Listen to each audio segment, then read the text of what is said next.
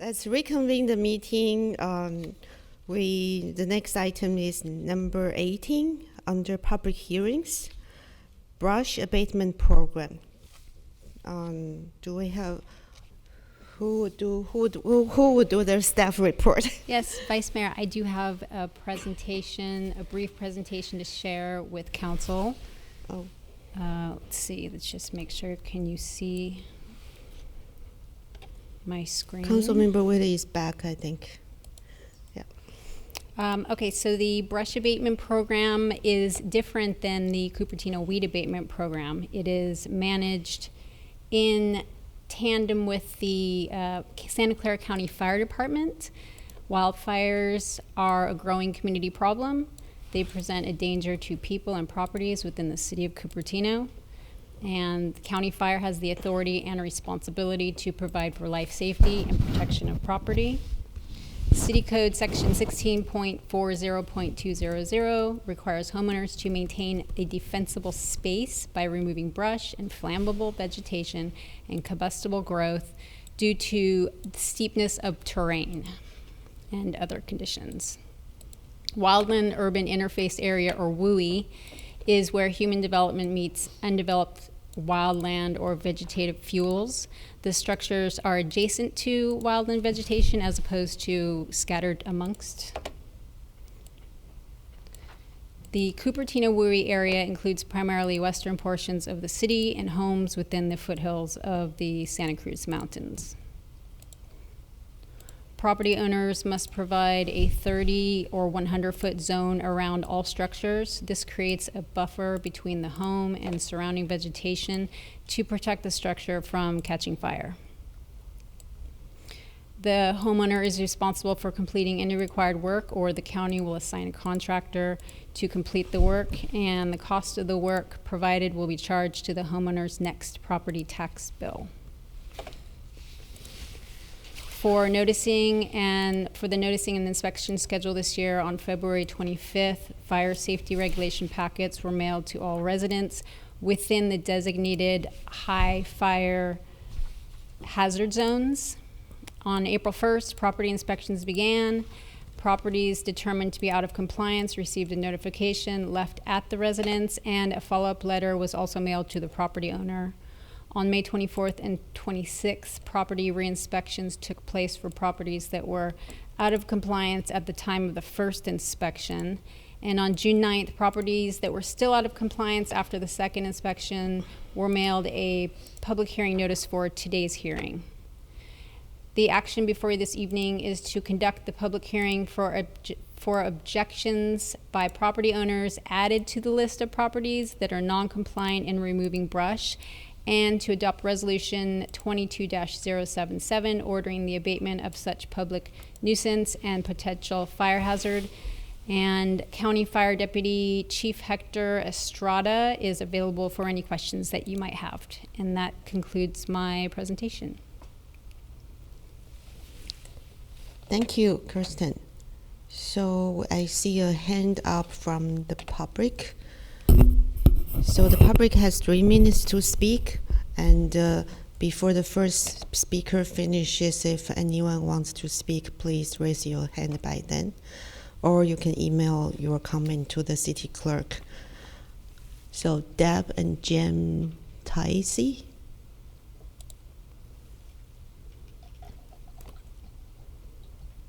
Hi, yes.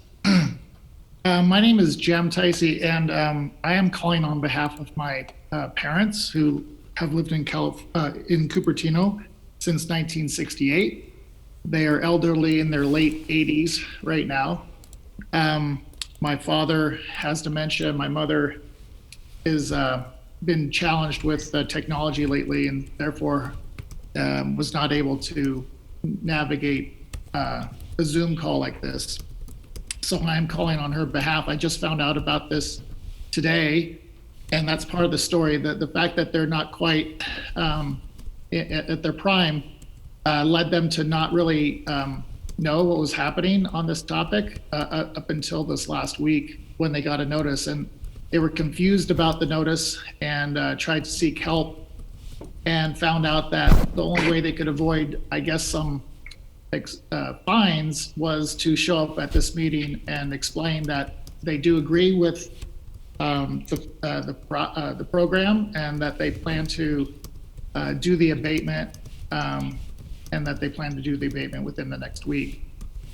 They had the fire marshal out today at the house, and he was very nice and explained what needed to be done. My mom explained she wanted to do that at least, and planned to do that anyway. And so I was told I should just show up and explain that, and that would be helpful to them. Okay. Vice Mayor, I Right. do see Deputy Chief Estrada shaking his head, nodding his head. Yeah, Deputy Chief Hector Estrada, welcome to the Cupertino Council meeting. Do you have any comment, response? Yes, I do. Actually, I wanted to first thank the council for allowing me an opportunity to come here and work with members of the public in order to resolve the extreme fire risk we have in our neighborhood. As far as the process, sir, is the last three digits of that address 952? 952. Yes, sir. I was in contact, I believe, I'm not sure if it was sister or My sister. Okay. My sister was visiting my parents in last week, and she was trying to help them resolve it. Great. Okay, I spoke with her last week. I explained to her what she needed to do. It looks like she made progress on that. I told her as long as we had a game plan, then we would be able to basically set things in motion so that we can get this resolution. Understanding that you have, or your parents have a significant challenge, but we definitely want to make sure that we're working with them. So if I could just get, we can work offline. I'm aware of your property and the situation. It sounds like progress has been made. I did send an email back to your sister today with specific guidelines for the contractor.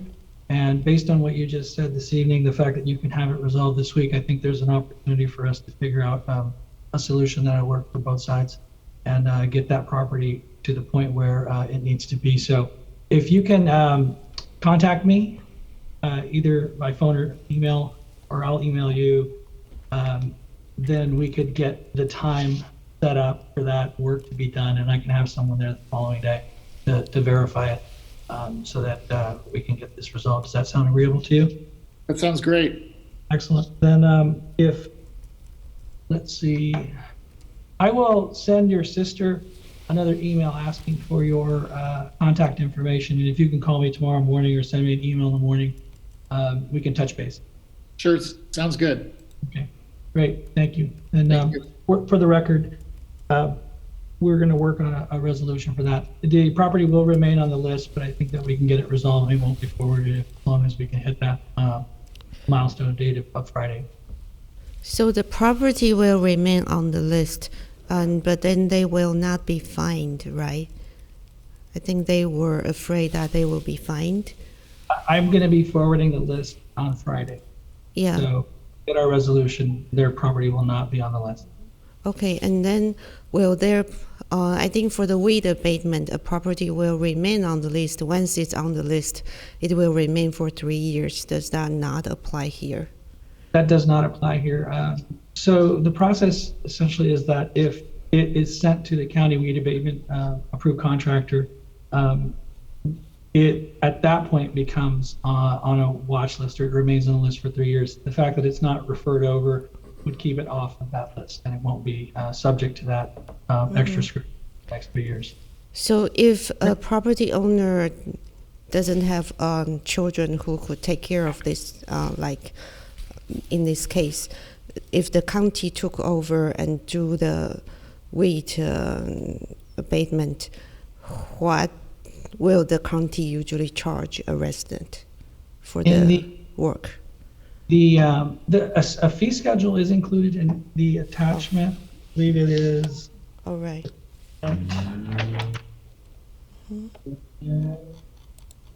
The follow-up letter. So follow-up letter to non-compliant owners. So there are a couple of levels of administrative fee that are tacked on. The timeframes are important here. The initial referral would subject the property owner to a $505 processing fee. When the property is referred over, that trigger is hit. So it does require the property owner to act swiftly and to come up with a plan to get the property in shape and all of the mitigations in place. There is a time frame, and at this point, I would say the best and most appropriate act would be to contact the County of Santa Clara Weed Abatement Program. We establish the beginning and the end of the season for inspection. We initiate the inspections, and we work with the residents to try to get that abatement done. We try to provide guidance, and then as we move forward, the deadline for this and the referral is essentially today. So with this hearing, the designation that the properties represent a hazard is when we actually release it. We create the list and we forward it. It's through this resolution and the acceptance of the resolution that this action is taken. And so from that point, we can still help people and we can still verify that the properties are either satisfying the requirements or they are still in violation or they still have some issues. At that point, we're always going to be here for our residents, but at that point, it becomes a county jurisdiction for this actual abatement. There are a number of steps, and those are taken in conjunction with the city.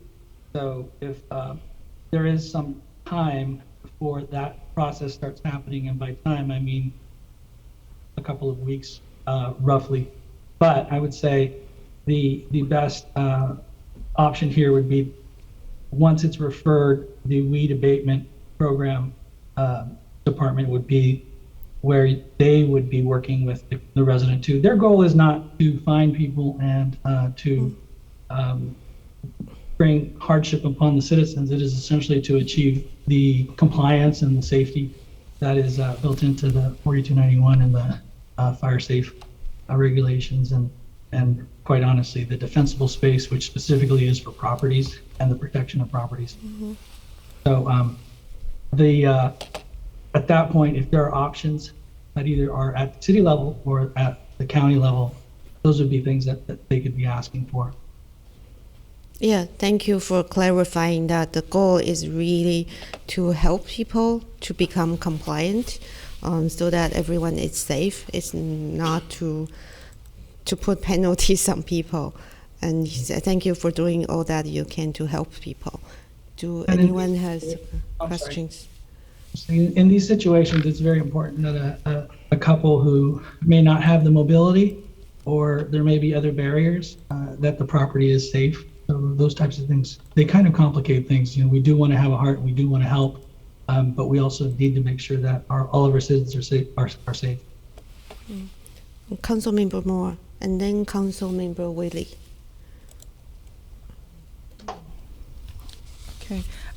Well, I really appreciate what you're doing, Deputy Estrada, to help the homeowner. To my understanding, we had three properties that had violations, and it seemed like they were in a similar area or perhaps on the same street even. So I'm assuming this, I'm trying to look at it on Google Maps, and it looks as though it's near quite a lot of open space. I don't know if you're familiar with these properties. I view them as well, and we've been throughout the area, and I've had inspectors out there. So yeah, they are in the same street. Two of them actually are adjacent, and they do represent a significant slope in some areas, and then the amount of biomass that there is also pretty significant. Okay, and this is to essentially protect the home, so that in case there is a fire in the area. So yeah, it makes perfect sense. I don't know if you would like, Vice Mayor, for us to make a motion at this point for discussion purposes. Yeah. Okay. Yeah. So we have, well, you'll need to close public comment. I believe you went to the public. Okay, so do we have any blue cards or written email? No, Mayor, no blue cards or emails requesting to be read aloud. Okay, so let's close the public comment and yeah. Okay, so we've conducted the hearing. So the recommended action is that we conduct the brush abatement program hearing to note objections of property owners having their name on the list of properties that have been non-compliant in removing brush. That's been conducted. And 2, that we adopt Resolution 22-077, ordering abatement of public nuisance and potential fire hazard pursuant to Cupertino Municipal Code Section 16.40.200 regarding defensible space, and Resolution number 22-055, which is attachment A. Do I have a second? Thank you. And Councilmember Second. Wei. Thank you. Councilmember Willie has his hand up. And I think we also received an email from Seda Sajud. She is in exactly the same situation as the other commenter, that she is the children of elderly parents who are in their late 80s. The same, and then are they even the same family? I'm not sure, because the father also has dementia. And is this the same family? Because it's a different last name. I don't have the address. I think we all received an email, right? Seda Sajid, what's their address? Through the chair, she is the person that I communicated with earlier. So it's the same. It's the same family. Oh, okay. Okay, it's the same family. Good. So they are already addressed. Okay. So I think Councilmember Willie has his hand up earlier. Do you still want to speak? Councilman Moore asked the exact same question. That was the reason for my raising the hand. That the list had 3 and 1 was there. I'll just add an additional comment, because I feel it's important that the community kind of see what our individual thoughts are. And on weed abatement or the fire hazard abatement, I definitely want to support our residents that are willing to come and demonstrate that they're going to make their properties compliant. And with that said, I would want to do everything I can to help them make that happen, as opposed to the weed abatement process where they then get put on a list for 3 years, and every year they get charged a fee for that. I think, things do happen in life, and brush doesn't stop growing. It continues to grow.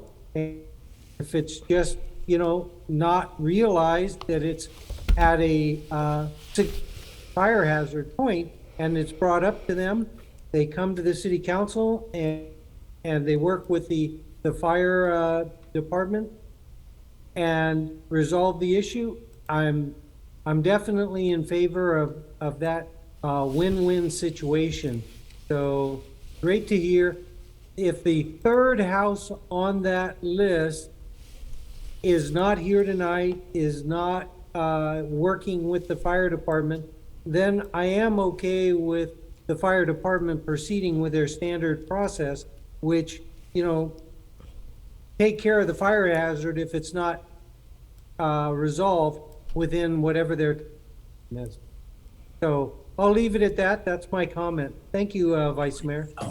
Thank you, Councilmember Wei. Yeah, Councilmember Wei. Thank you, Vice Mayor. I really want to thank, I think, Deb and Jen for taking care of your elder parents, because I have a 90-year-old mom who lives alone, and I do the mow, I order the lawns mow for her. And thank Deputy Chief Estrada for taking care of our residents, and the service is really wonderful. So that's just my comment. Thank you. Yeah, thank you. So I do have a question in terms of the timeline. In the inspection schedule that was shown earlier, that the letter was mailed to non-compliant property on the 9th of June. And then from June to today, there is less than 2 weeks, like 10 days. Excuse me. Fire Chief, do you have Sure. a comment? I A do, response? Okay, So, go ahead. The properties, the initial, if you look at the timeline actually starts at the end of February, so from March. The initial notifications that went out, they do detail what it is, what defensible space is. There are links and there's information there and what they're supposed to do. And then there's a info card as well, and a QR code is what we introduced this year to make it easy. So it offered the several options. They were to do the work yourself. They offered the education necessary through either Firewise or CAL FIRE, or even our own resources on our website, so that it would be clear what it was. Defensible space is defined as for this group of homes, 30 feet around the property. That doesn't mean a moonscape with no vegetation. That just means if it's green and certain it's manicured, it's safe. So it tells them what is necessary. It gives proper information, and it allows essentially from the entire month of March to start working on it. There is also an option to have the person hire a contractor, do it themselves, or there's even the option to go through this route and and voluntarily have the county approved contractor do the work, which is not necessarily one that we try to push people towards, but it is an option. So there are a number of ways that they can do this. The next is April 1st is another milestone date for us. So April 1st is when we actually want the response. So for the if you're going to do the work yourself, or if you're going to hire someone, those timeframes, basically you have a month to just respond to tell us what your plan is. Or you can even request to have an inspector come out and look at your property. And those could either be done through mail and or QR code. So we had quite a few that opted to do QR code. That made it a lot easier this year for a lot. And then we were able to switch over to electronic information or notification, email, and faster ways of communicating. April 1st also marks the date where our fire crews went out. So in addition to actually having people self-report, we had fire crews that go out and they go through neighborhoods and they basically use essentially an iPad to look at every site, document what they see, take photos, and put it into the system. And then that generates a report that goes back to the customer or to the resident that says you have these conditions that need to be met. So we captured the information and then we sent it back. That was the second notification that they received. Because of the timeframes, those follow-up inspections that were necessary, they started right around mid-May. And then we started sending our own fire prevention staff out to those sites to verify that the violation notices or the notices of violation that we get sent out via email and USPS had been received and actioned on. And our folks actually made contact with the resident. So that was mid-May. And then we had, from the very start, June 1st as the deadline to do your work. There was actually a bit of grace in that because we didn't create the final list until June 10th. So people were notified. They were notified on 3 occasions, and it was escalating. We ran all of our paperwork through because we had a new process that was going from manual to digital on an iPad. Everything went through county council. So what we were saying, the compliance for the standards for notification, and then bringing it to this point where we are creating the actual report that includes those non-compliant properties, have essentially been in the queue since the end of February. So we try very hard to make sure that people are communicated with, and anyone that was working with us, we were working with them. The folks that are here and on this list, unfortunately, are those for some reason that just didn't respond, and they were inspected, and the properties were really, the conditions were such that we couldn't ignore them. So I hope that answers your question. I know it was pretty comprehensive, but we tried on multiple iterations to make a positive contact, be very clear, offer assistance, clarity, and offer a hand. Okay, thank you so much. I guess on the slide has inspection schedule, but there was no notification schedule. So it's good to know that the first notification went out late February to all property owners, but that doesn't mean they violated anything. But the second notification, which is in March, is the first time they will receive a notice that they likely should have a cleanup, right? And They would have. so you also mentioned email. So you sent both a letter and an email to those who have a violation. For everybody that we had an email, they got both. Okay. And so if any folks, for example, children taking care of seniors, how do they register their email with you so that they can get notification in the future? Maybe their priorities are not on the list this year, maybe next year. So how do they get their contact information, and how do they update them? So we actually have, like I said, we went from a manual process to a new digital platform, which has allowed us a lot of flexibility. So one of the things that we wanted to do was elicit feedback from the community. This is actually one that we've already captured as a fix or as an addition. So really pushing to get the emails, and then I think that in this case, if there's a situation where we need a mailing address for a second address, I want to make sure that we try to incorporate that too. So now that we finished the actual process of going through the inspection and the referrals, and then still continuing to work with folks, we're going to essentially do a after action on this. We're going to start looking for enhancements, and we're going to reach out to the public to see what kinds of things could make life easier. So also, I know that we have issues with how open space and parks and a few other areas, HOAs are handled, and so we're working on those processes as well. So as an iterative process, launching the tool this year was the primary goal. It seemed to do a pretty good job of capturing and allowing us to contact folks, and building into that. If any of you have any input that you think would be useful, I'd be very happy to receive it, as well as any member of the community. Please send it to Fire Prevention's main I think email. this probably is useful not only for the brush abatement, for weight abatement, but also for emergency response in case anything happens to a property. The county has information on a guardian of senior property owner, that maybe the county as a whole should have some kind of contact, a secondary contact list. Yeah, it was the assessor's office that we received our information from. Yeah, and then another question is, I think this case we have today, they are fortunate that they have children who are taking care of them. What if we do have a property owner who is income limited and also technology challenged? What resource is there at the county to help them?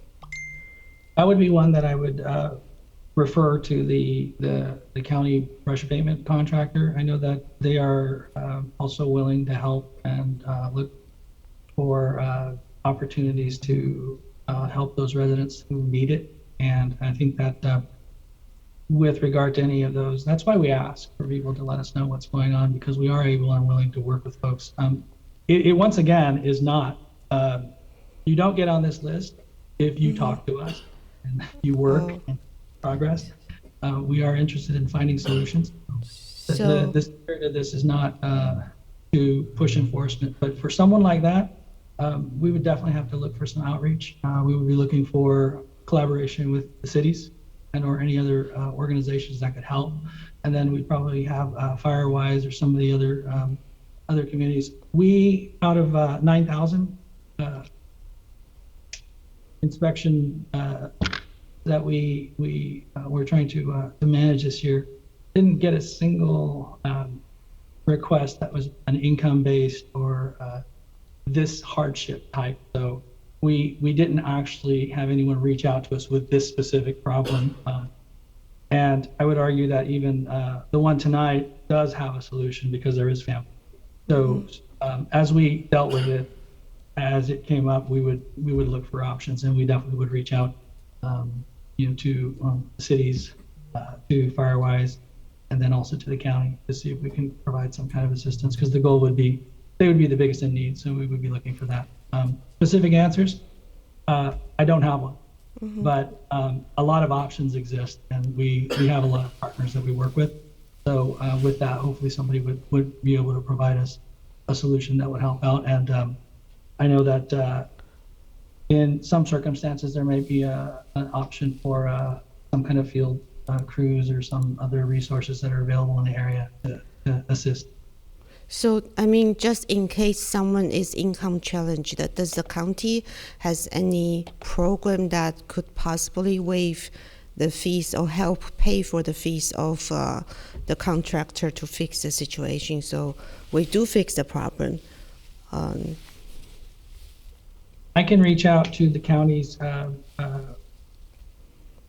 weed abatement division and ask them what they've done. They've been doing this for a number of years.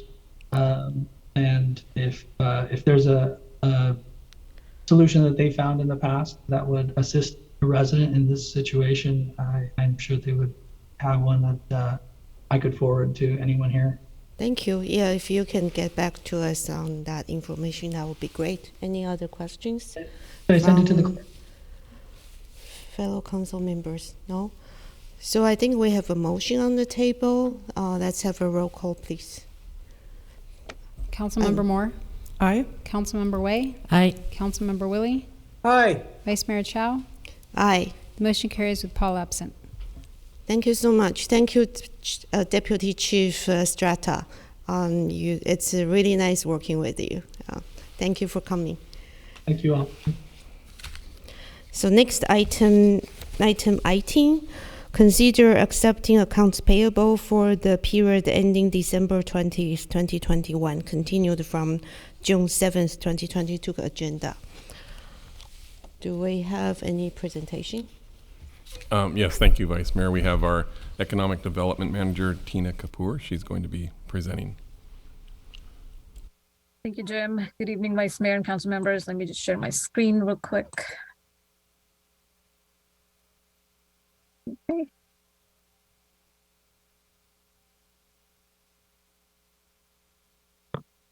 Good evening again. So my name is Tina Kapoor. I'm the Economic Development Manager, and we're here today for council consideration and approval of the accounts payable report ending December 20th, 2021.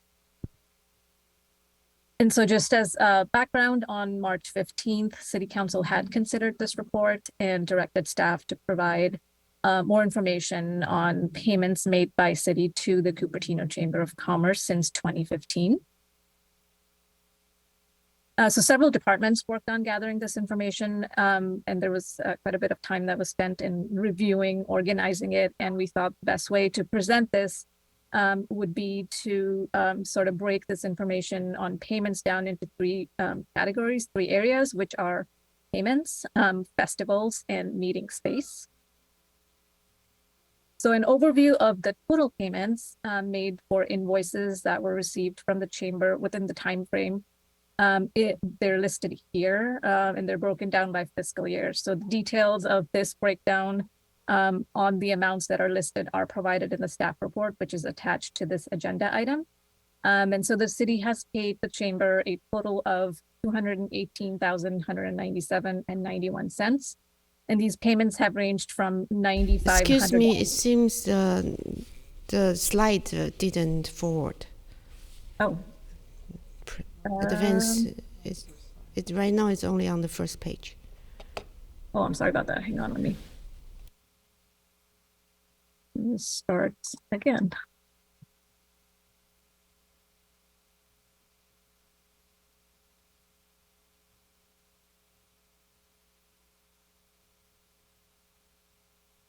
me see. Can you see this slide now? All right, Tina, Jim, it's still on the first slide. On my computer, it's moving forward. I'm wondering if someone else can. It's kind of like hanging. Could the city clerk Yeah. perhaps help? Looks like there's. Yes, I can pull it up. Just 1 second. I'll share my screen. Yeah, on our screen it shows a little circle that is working, but not finished. So Sorry about that. Are we on we're on the second, on this page, analysis? I think I can start here. So as I was mentioning, so we thought the best way to present this information would be to break it down by these following categories, which is payments, festivals, and meeting space. Next slide, please. And so the overview of the total payments made for invoices received from the chamber from the timeframe that was requested is listed here, and the details of these payments are also included in the staff report, which was attached as an agenda item. So the city has paid the chamber, as listed here, a total of $218,197.91 within this timeframe. And these payments have ranged from $9,500 to $51,904.31. And these payments are for annual partnership, for membership fee, for meeting registrations, various coordination efforts, rental deposit refunds, and the I Love Cupertino program. Next slide, please. And so this slide outlines the fees that the city has waived for various festivals over the years. And these costs are associated with third-party festivals that the city supports by waiving fees. So details of the festival for each fiscal year, again, is attached as attachment B in the agenda packet for this item. And the amounts shown here in the table represent what was approved by council to support chamber festivals. And so this in itself totals to $95,396.64. Next slide, please. And then the third and last bucket, the city reserved city-owned space for chamber meetings in some cases, and therefore no fees were charged to the chamber. So based on the records that we were able to access, it appears that reservations were mostly made for the Chamber's Legislative Action Committee, or LAC, that often covered city-oriented topics and regularly used by city staff as an outreach mechanism to connect with the business community. So the table here shows the amount that would have been charged for a nonprofit rate, which would total to $2,040. And again, a list of these reservations is included in the agenda packet. Next slide, please. And so the information on the I Love Cupertino program is presented here, including various costs. We'll go through them. The costs that are shown for the I Love Cupertino on the next slide, they're part of the overall payments that were covered earlier in the presentation. They're just listed here. We thought we kind of separate out this program since there were questions on it. And just a little bit of background. So in 2018, the city partnered with the chamber to launch this program to serve as a digital portal for visitors and the community to support our small businesses. And the review of this program suggests that it has been underutilized so far and hasn't reached its full potential. Given, if there is an interest, staff can point to proven models from other cities that can be replicated in Cupertino as well. And then we could also experiment with, for example, just the gift card program, bring it in-house if there's interest. And if modifications are implemented, it would allow new customers or more customers to discover and support our local businesses. Next slide, please. And so as mentioned, the amounts that were paid by the city for I Love Cupertino program are shown here. These costs include the design and development of the platform and concept implementation during the program launch, as well as ongoing costs for the database, subscription, website hosting, and website maintenance. One thing to note is that there have not been any invoices submitted or any payments made for this program since July of 2021. Next slide, please. And so again, as next steps, pending council direction, staff can negotiate a future scope of work with the chamber that would delineate the terms of engagement, including reporting requirements, enhancing the review and tracking of invoicing, for example, payments and other deliverables between the city and chamber. The agreement could also properly outline the payments for meeting space, for city facilities, and set parameters around city staff time to be utilized only when aligned with city priorities and related activities. Next slide, please. And with that, the staff recommendation today is for council to receive this report and adopt the resolution to accept accounts payable for the period ending December 2021. Next slide, please. I think that's the closing slide. And again, thank you for the opportunity to present this information, and we're here if you have any questions. Thank you. Okay, thank you, Tina. That's a very comprehensive study of all fees falling under different bucket that's either waived or paid. Thank you for a great report. I think we will go to the public comment first. I see one hand up. As normally, if anyone would like to speak, please raise your hand before the first speaker finishes or the 3 minutes is up. And you can also send your comments through email. Peggy. Good evening, council and staff. Thank you for the report and the details. I have several comments.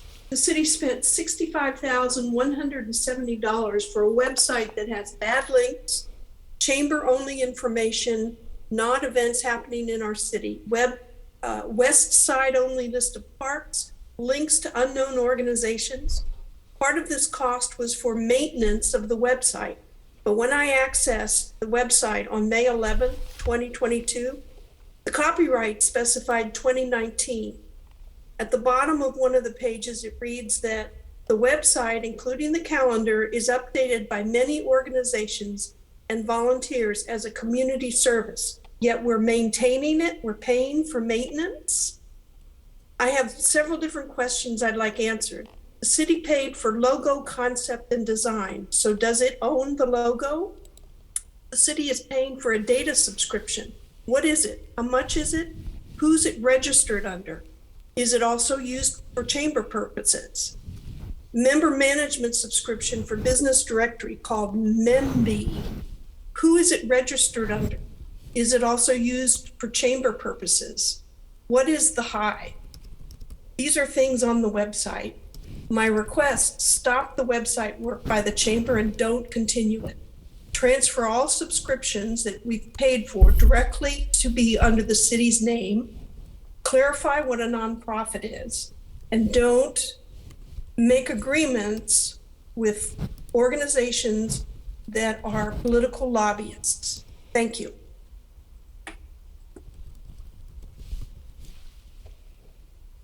Thank you, Peggy. Well, next we have Rhoda Fry. Rhoda Fry. Good evening. I've submitted extensive written comments on this item. The Cupertino Chamber of Commerce's taking of our tax dollars has got to come to an end. The Chamber of Commerce does many good things for the community, such as festivals, which are also fundraisers for the chamber. But the chamber's mission is to support its 170 or so members, most of which are businesses. So why, oh why, are they not paying for meeting space like other organizations?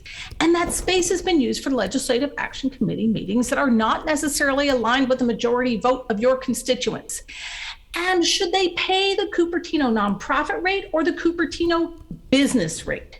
Now, the chamber is a special type of nonprofit called a 501c6, which serves its members. By comparison, a 501c3 conventional nonprofit's mission is to serve the public good. I do think that the city is getting itself onto a slippery slope when giving money to the chamber, which endorses political campaigns of prospective council members and even has a well-funded PAC. Keep in mind that conventional nonprofits are absolutely prohibited from directly or indirectly participating in any political campaign.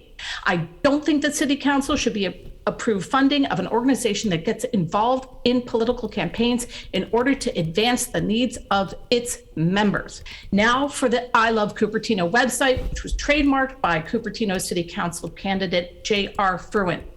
I hope that you've had the opportunity to navigate the site. We paid $65,000 for it, and it was approved without council input. If I had hired a high school intern to build that site, they would not be getting a recommendation letter from me. The chamber did not fulfill their contract, and we need to get our money back.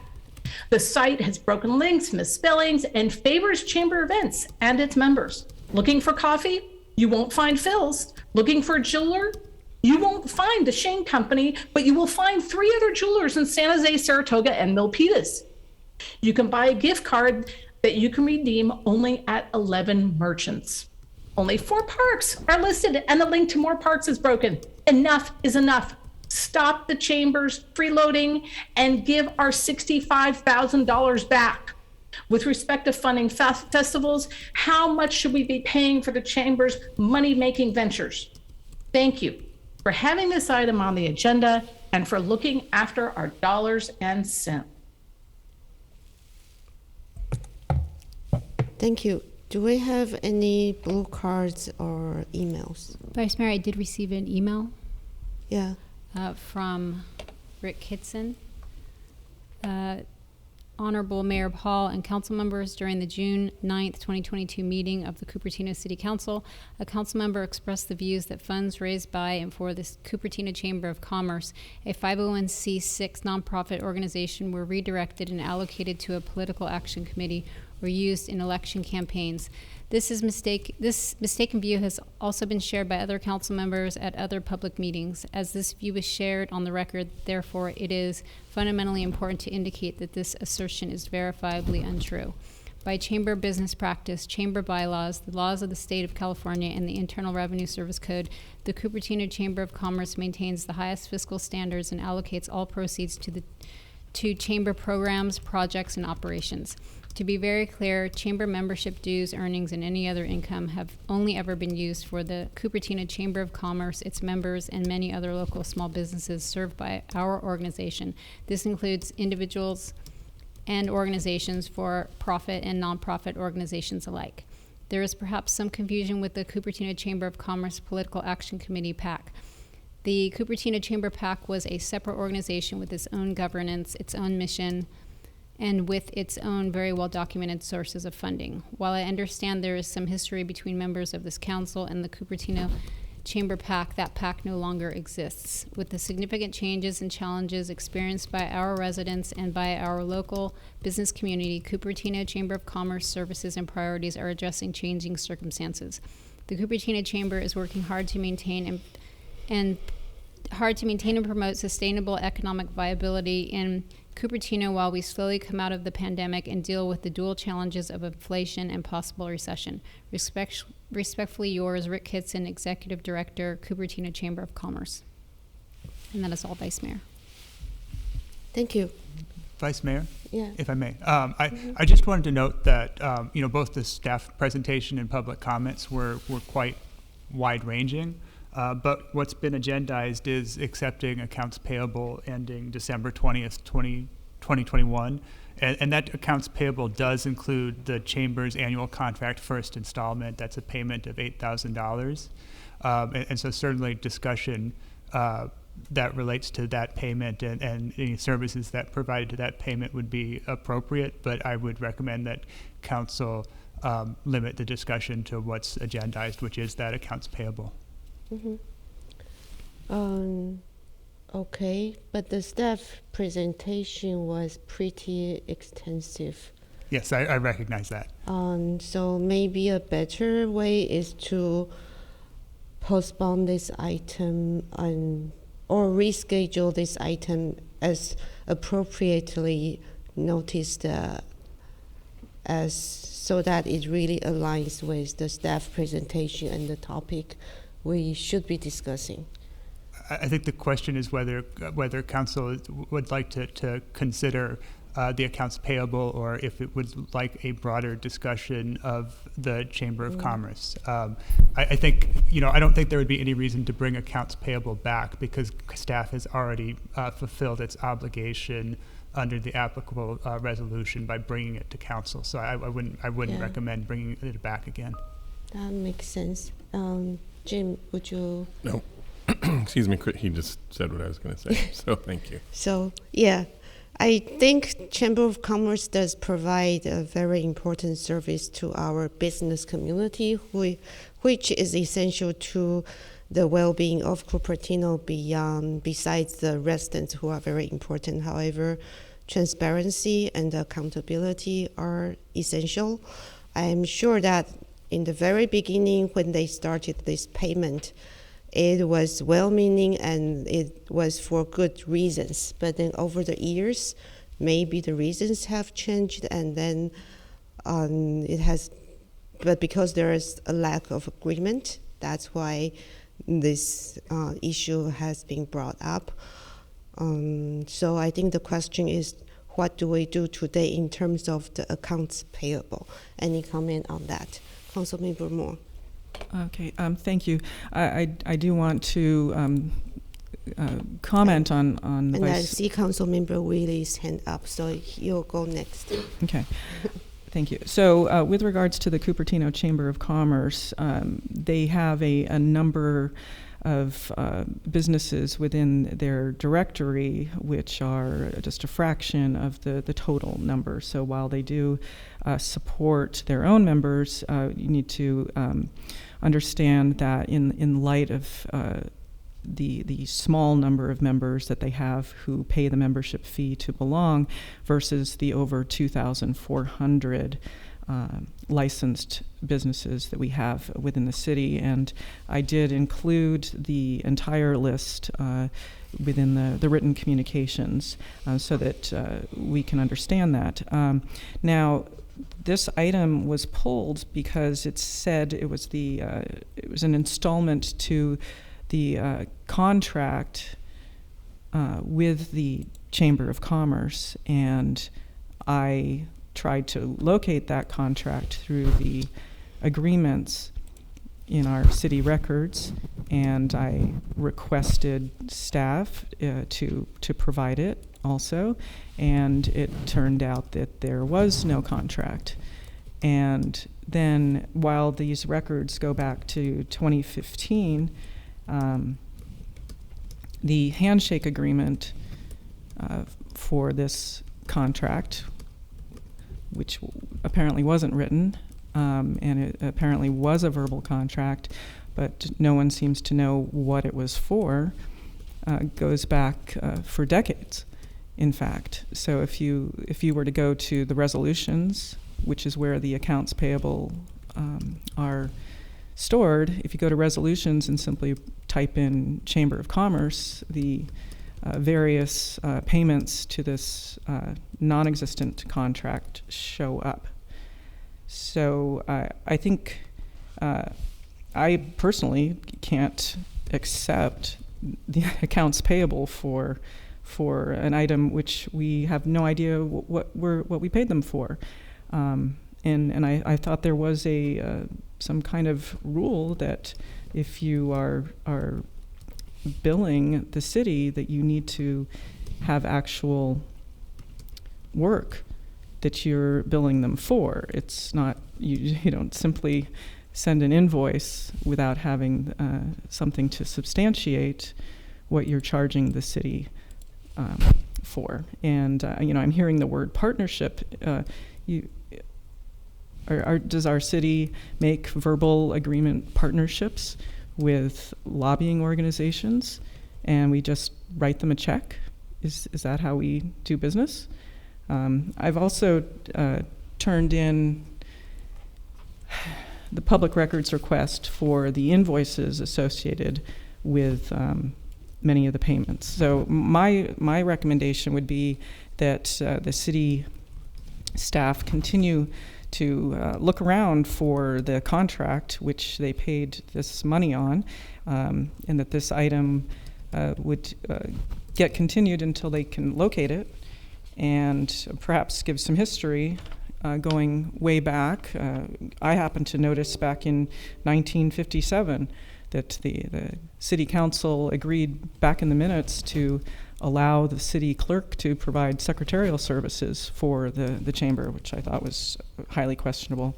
So my personal suggestion would be that we let city staff locate the contract, find out what the history is, and then under future agenda items, we bring this item back with all of the records, and we have an understanding for what our contract requirements are for the city, whether or not we allow verbal handshake agreements, and what we're going to do about this moving forward. And I think the invoices which I have added will provide some additional information, and I think we'll all benefit from it. Thank you. Okay, Councilmember Whaley. Yeah, thank you, Vice Mayor. I'm hearing what our city attorney suggestion is. I have to color it a little different. I agree with Councilman Moore that for us to approve an accounts payable without a clear contractual document, I think I would have gone a little bit less detailed. I mean, we're all high-tech people in this valley. We deal with contractors all the time, and in high-tech, you have a contract. And if we don't have a contract in this case, for the Chamber of Commerce to submit an adequately detailed list of what $1,000 is to be tied to, that we could either accept or reject. Every time invoice comes in to the high-tech company, it gets scrutinized. Did all the I's get dotted, the T's get crossed? Were the reports accepted? Are they sufficient? Things of that nature. That's standard. You just don't hand out money without very detailed things. So while we're clearly only talking about this $8,000 chunk at this time, I think it clearly goes to the bigger picture that I would like to keep with this. To somehow only approve the $8,000 and then bring back the agenda item to talk about the history. No, I think it needs to stay together as a whole. What are Cupertino's requirements for contract? The Chamber of Commerce, I truly believe, can do a great service for the community of ours, but it needs to adhere to the city's rule, and making sure that that's all very clear when we go to sign this $8,000 check going forward, to me is very important. And if I think we send the wrong message when we sign off on the 8,000 and we say, well, you know, here we are, we're kind of taking issue with it, but we're not requiring. No, I think we should be requiring it and make this the going forward process. And I'd really like to hear from Rick in person. I hear what he's saying about, you know, their PAC and stuff. That really rubs me the wrong way.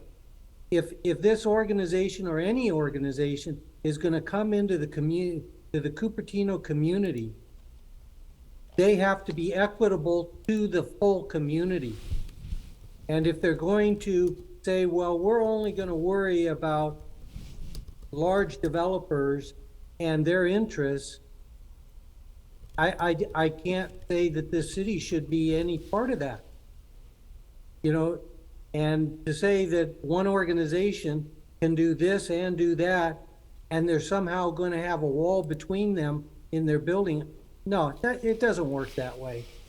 So for the Chamber of Commerce to come to us and tell us, we're going to serve this community, we're going to serve this community without bias, I will embrace them with open arms and say, tell us how you can serve us. Tell us what fair amounts are for that service, and then we'll give it very careful consideration. And you trust us, we trust you. That's how it's got to be going forward. I mean, that's how people deal with things in life. And unfortunately, it hasn't always been like that, and that is unfortunate. Now we need to really set things straight. So with that, I'd like to see this brought back to us so that we can have a clear meeting of the minds and make sure everybody is understanding what we're going to be expecting going forward. So with that, back to you, Vice Mayor. Thank you very much. Thank you. Councilmember Wei. Thank you, Vice Mayor. Okay, so this is how I see the things. I need to remind this council, this has been going on for a long time, like Councilmember Moore says, back in December 2021. No, you mean the unspoken, the unwritten, handshake. oral, the Okay. handshake deals. You know, the city council that and the chamber work really close together. Our mayor was chamber president before. So first, I'd like to clarify. I'm neutral on this thing because this is happened after we get elected, but the chamber's members are mostly small businesses. And our residents and the council is very supportive of small businesses. Councilmember Moore did say there are 2,400 registered licensed businesses, but a lot of them are single person people at home. But if you look at the chamber's members, they are made up of small business or restaurants that support our residents, that brings revenue to our city. So the chamber and most cities, if you look at histories of all the cities, have very good relationship because chamber supports small businesses, that supports city. So I'm not objective we have contracts, but I must remind our council members, Mayor Paul and Vice Mayor Chow and Councilmember Willie, this has been going on under your watch too. I mean, you have a handshake agreement with the chamber. So continue to pull this item and not, it's being paid. I don't see any point of continue this item over and over again. However, I do agree with Councilmember Moore and all of you. Yes, like go forward with a written contract. Let's have a more defined relationship with the council. I just don't see pulling this item over and over again for a check that's already being paid in cash by the chamber with a historical oral agreement with the chamber in collaboration and partnership. Yes, partnerships. Our city does not stand alone. Our city partnerships with a lot of nonprofit organizations, whether they're 501c3, 501c4, 501c6, they contribute a lot to our city. All these volunteers, whether it be the Lions Club, the Rotary Club, the High Schools Foundation, CEF, Cupertino Educational Endowment Foundation, whether it be Chamber, these volunteers really put a lot of work. So is Chamber. So I understand going forward, let's have written agreement, let's have more defined contract, but I just don't see having this item coming back over and over again. It's a payment in December, and it's already been paid. And it's paid under the watch of our current mayor and our vice mayor and Councilmember Willie. So I just don't see why do we need to bring this back over and over again. But I do agree we should have a study session. Our staff is working on a contract with the chamber. I just want to get this item approved but move forward with a more formal and written contract with the chamber so it's beneficial. Yes, we are spending maybe tax dollars support the chamber because chamber supports small businesses and big businesses, big major businesses. in our city. And we love retails, don't we? We always said we want more retails. Retails needs chamber support and city support. So I really don't see why we need to bring this item back over and over again. But I do agree with Councilmember Moore and Councilmember Willie that moving forward, the staff need to work with the council with a contract and approved by the city council. That's just my opinion. I think we should get this over on this particular payment because it's only be paid under a previously historically agreed on non-written verbal agreement with partnership with the council. That's just my opinion. Thank you. Thank you. So I want to first clarify something. We are not talking about the city waiving any fees for any small business here. I think majority of the small business, 3,000 of them, cannot afford to join the chamber. Only 300 are able to afford the high membership fee to join the chamber. So that's not confuse that. The waiving fees to chamber is different from supporting small business, which and then discussing this has nothing to do with even supporting the chamber. I do support the chamber and what they do, but we also need transparency and accountability on any payment from the city because these are all taxpayer dollars. And I am thankful that Councilmember Moore brought this up and found this. Yes, I was on the council in 2019 and 20 and 21. We paid every year and I did not know about all this payment. And not knowing about it does not justify continuing to do the same thing when we have been doing that, ignoring without knowing the contract. But first, I want to ask, so the current payment without the contract, which department it comes out under? We haven't made a payment I for mean, some but time. then- That's what I'm. That's But we have been paying No. every year $8,000 a year, right, or and $16,000 and we a stopped year. that some time ago. That's Yeah, when so I get a chance. I'd like what to they talk about it. usually come out, let's say in 2000 last year. So does that come out under city manager? Economic development. So it comes out economic development, but we don't have so we have a special pot of money for economic development. It would have, right, economic development is a division, so it has a budget, and part of that budget was for the contract with the chamber at that point, but we haven't made any payments to it for some time now. I'm not talking about this year. I think I'm just I trying know, to that's- understand. So we have an economic development division, even though we only had a part-time employee for many years. But then they have a budget, and this comes out That's under exactly correct. It came out of the budget, and it was stopped. So that's why I just want to make sure everyone understands, we're not paying anything. The discussion sounds like we're still paying it. We've stopped that. The other part is the contract, we're assuming it was oral, but it went back decades, as Councilmember Moore said. I couldn't put my life on it and say there was no contract. Maybe there was, but in those many decades, it disappeared, it got lost. So there could have been some, we don't know. So let We me don't try know and if it was oral. understand. We don't know if it was a written contract. So to make those assumptions is incorrect, but even if it was oral, back then, who knows? Maybe that's how So they handled let it. me try and understand. So if a city made a written contract with an organization, it's usually for a limited amount of time. No, And it doesn't if- have to be.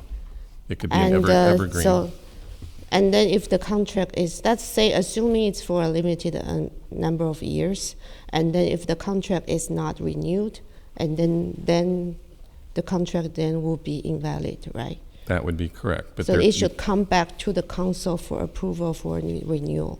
if it was that. But if it wasn't and it was an evergreen contract, then it would just continue So until such time it do stops. you know of any evergreen contract that the city of Cupertino? I have not had to look into that yet, so I don't know. That we So don't know in your about this city, one. you have this kind of evergreen contract that In my never, that experience- exists forever? In my experience, until such time as This was with the county until such time as the county decided to change that. The contract continued forward. So it's usually with the public agency for something that's clearly for public benefit. It doesn't have to be a public agency. It's just an evergreen contract is what it's known, where it continues on until one or the other parties cancels that. Could you give some concrete example of when this kind of evergreen contract is justifiable? It could be for many different items. I can't give you a specific one, but I'm just from saying. From your experience, well, you don't. It doesn't. It makes no sense to go in and give an example when they are an approved contract.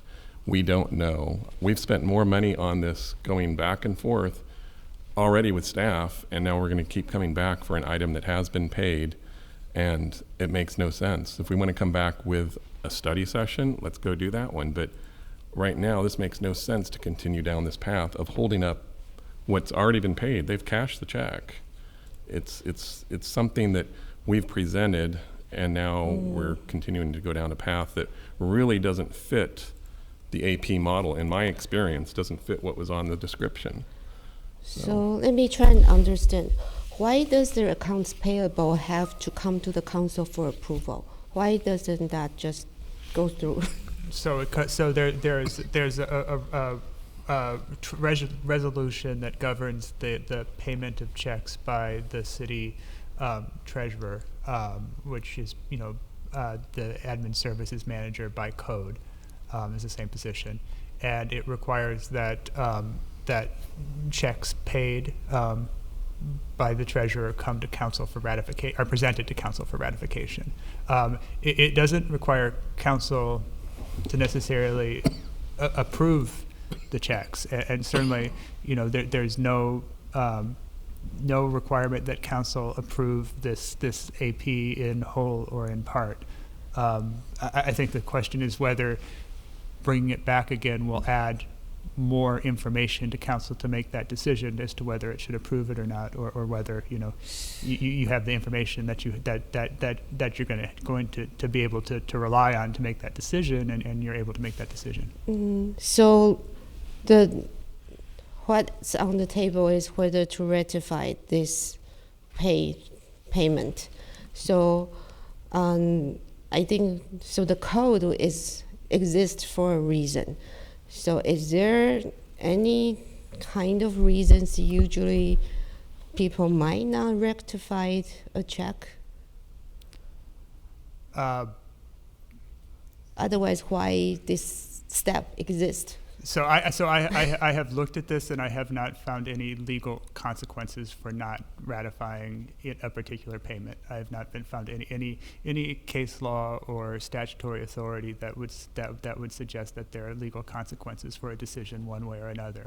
That said, I think that process that was established by the resolution governing the operation of the treasurer is a mechanism for giving the public and council some visibility into the payments that are approved at the administrative level, and so I think that it serves a purpose. But as far as legal consequences from not approving it, I have not been able to identify any. So we could possibly rectify all the payments except this one, and yes, that's an option. Yes.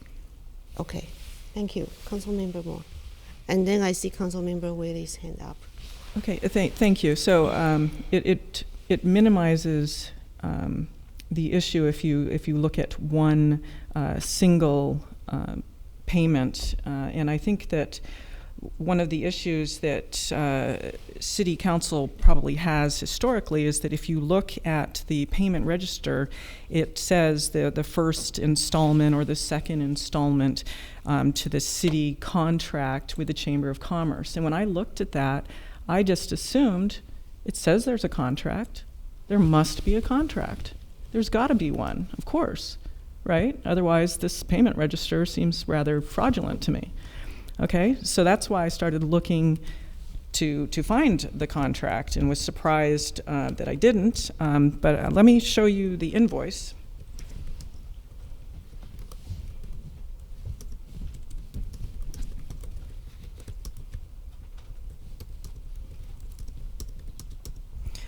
Okay, so here is an invoice from, and I'm going to assume this is the one that's being paid. Excuse me. It's from August 10th, 2021, and it says the city annual contract first installment for $8,000. And I was kind of wondering, Could the video department share that, spotlight that? Pardon? The video department, yeah. Oh, well, Yeah. I'll wait. It's okay now. Is it showing now? Yeah, it's Okay. showing now. Okay, so, and I've submitted all of these invoices into the public record. It was a public records request. So as you can see, it's paying, it's a request for a payment of $8,000. And I am also wondering what obligation a company has when they submit an invoice to the city to essentially justify it. So if we don't know what the contract is, they should be able to turn around and tell us exactly what this bill is for. Is that correct? Because I would assume that you can't simply send an invoice to a city without having the justification for it. Okay, so I'll leave it with that. There's a lot more that we need to discuss on this item, but since we're being limited to just this annual contract payment, I'll just let you look at that and think about it. Okay, Councilmember Willie? Yeah, I mean, it almost segues exactly into what I was saying before. Thank you, Councilman Moore. I mean, I would be in favor of, the Chamber of Commerce detailing what that payment was for. Yes, it's after the fact, but please break it down. Was it some type of investigation? Was it some type of clerical work? Whatever it was, I think we deserve, the community deserves to know the details of that. It was said that, well, this happened under our watch. Please don't do that to it. These things have been just consent items since I joined the city council. And never was it brought up that there was undefined invoices being paid. That's not fair. The fact that Councilman Moore found this and is bringing it to our attention, hopefully that inspires staff to make sure if there's anything else like this, they really should bring it to our attention and then rectify it. Two different residents spoke tonight, and I think they are clearly justified in their request. Which, if we were to, I'd love to sign this off and put it behind it. But if we were to do that, what is the importance to city staff to follow up with these items? Who owns the logo that we paid $1,000 for? Who owns the data files that go along with it? Should those come to the city, we may or may not actually be taking advantage of that going forward. But if tax dollars of our community went to pay for these things should be transferred to the city so that the city can have the opportunity to take advantage of those things. One resident said that, maybe we were paying more than we should have paid, and should we get money back, $65,000 for a website that didn't quite work. Yes, companies do go after companies that have not performed. I'm not suggesting that we necessarily pursue that avenue, but I do think city staff should really double check. Did the city get $65,000 worth of work sometimes the job is bigger than what is anticipated. And in fairness, a company makes a quote for say 65,000, and they're going to go and create a website. And if it were to wind up being a bigger job, I never want anyone to work for free, but I do expect a supplier to come back and say, you know what, this is more work than I expected. I would need to increase my cost to continue to fulfill all the things that I think you'd really like. And I would really, really hope that our city staff gets in that mode with our suppliers. Again, don't expect them to work for free. And they're doing their best to give us quotes for the work that they think it's going to take and what it's going to cost.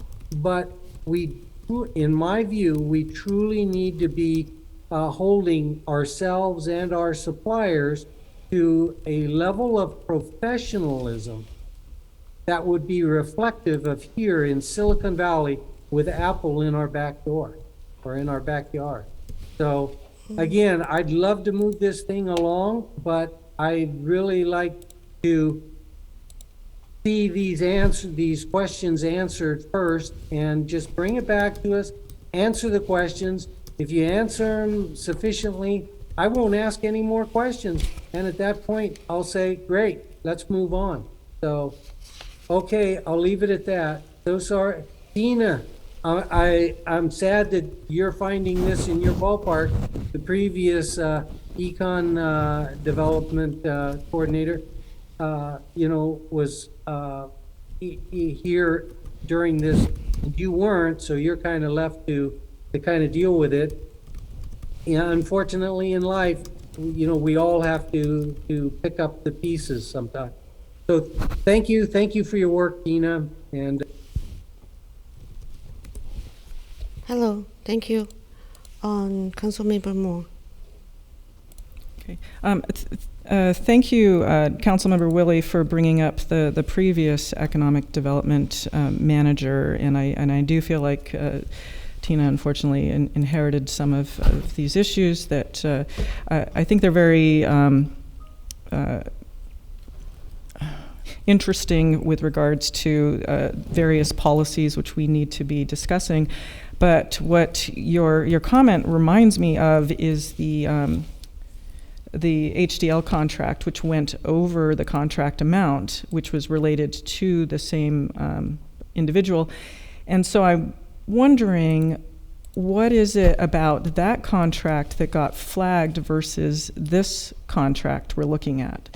This city annual contract first installment. So when it came through, when this invoice came through from the Chamber of Commerce, wouldn't we have expected the finance department to have, say the administrative services department under the finance manager, wouldn't we have expected that there would be some check-in to see that there is a contract, rather than assuming that a city council member digging through hundreds of pages of accounts payable will look at something labeled a first installment to a contract, question what the contract's for, go research it, find none, etc.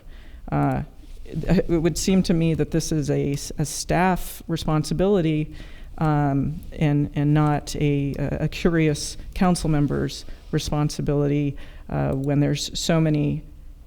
In fact, today we have 1,300 pages to go through in an agenda packet.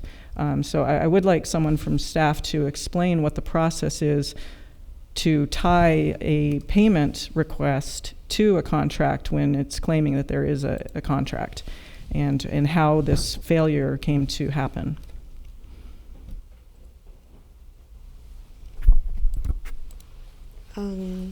Anyone would like to comment? Staff, yeah. In council, yeah. Thank you, Vice Mayor. Jim. I'll just say, I don't think we're going to get anywhere tonight. I think if anything, If I was council, I would ask to have a study session brought back, approve this, come back with a study session that we can go into much more detail with what we're discussing tonight. Otherwise, it's just going to continue on and on and on. Vice Mayor? Yes. I do not suggest that we accept the accounts payable, and this would come back perhaps as a future agenda item and have some further discussion. Or you can, it sounds like it doesn't matter if we accept the accounts payable or not. And for that reason, I would recommend that we don't. In principle, we gave money to an organization. We don't know why we did it, and it's unacceptable, and we can't approve it.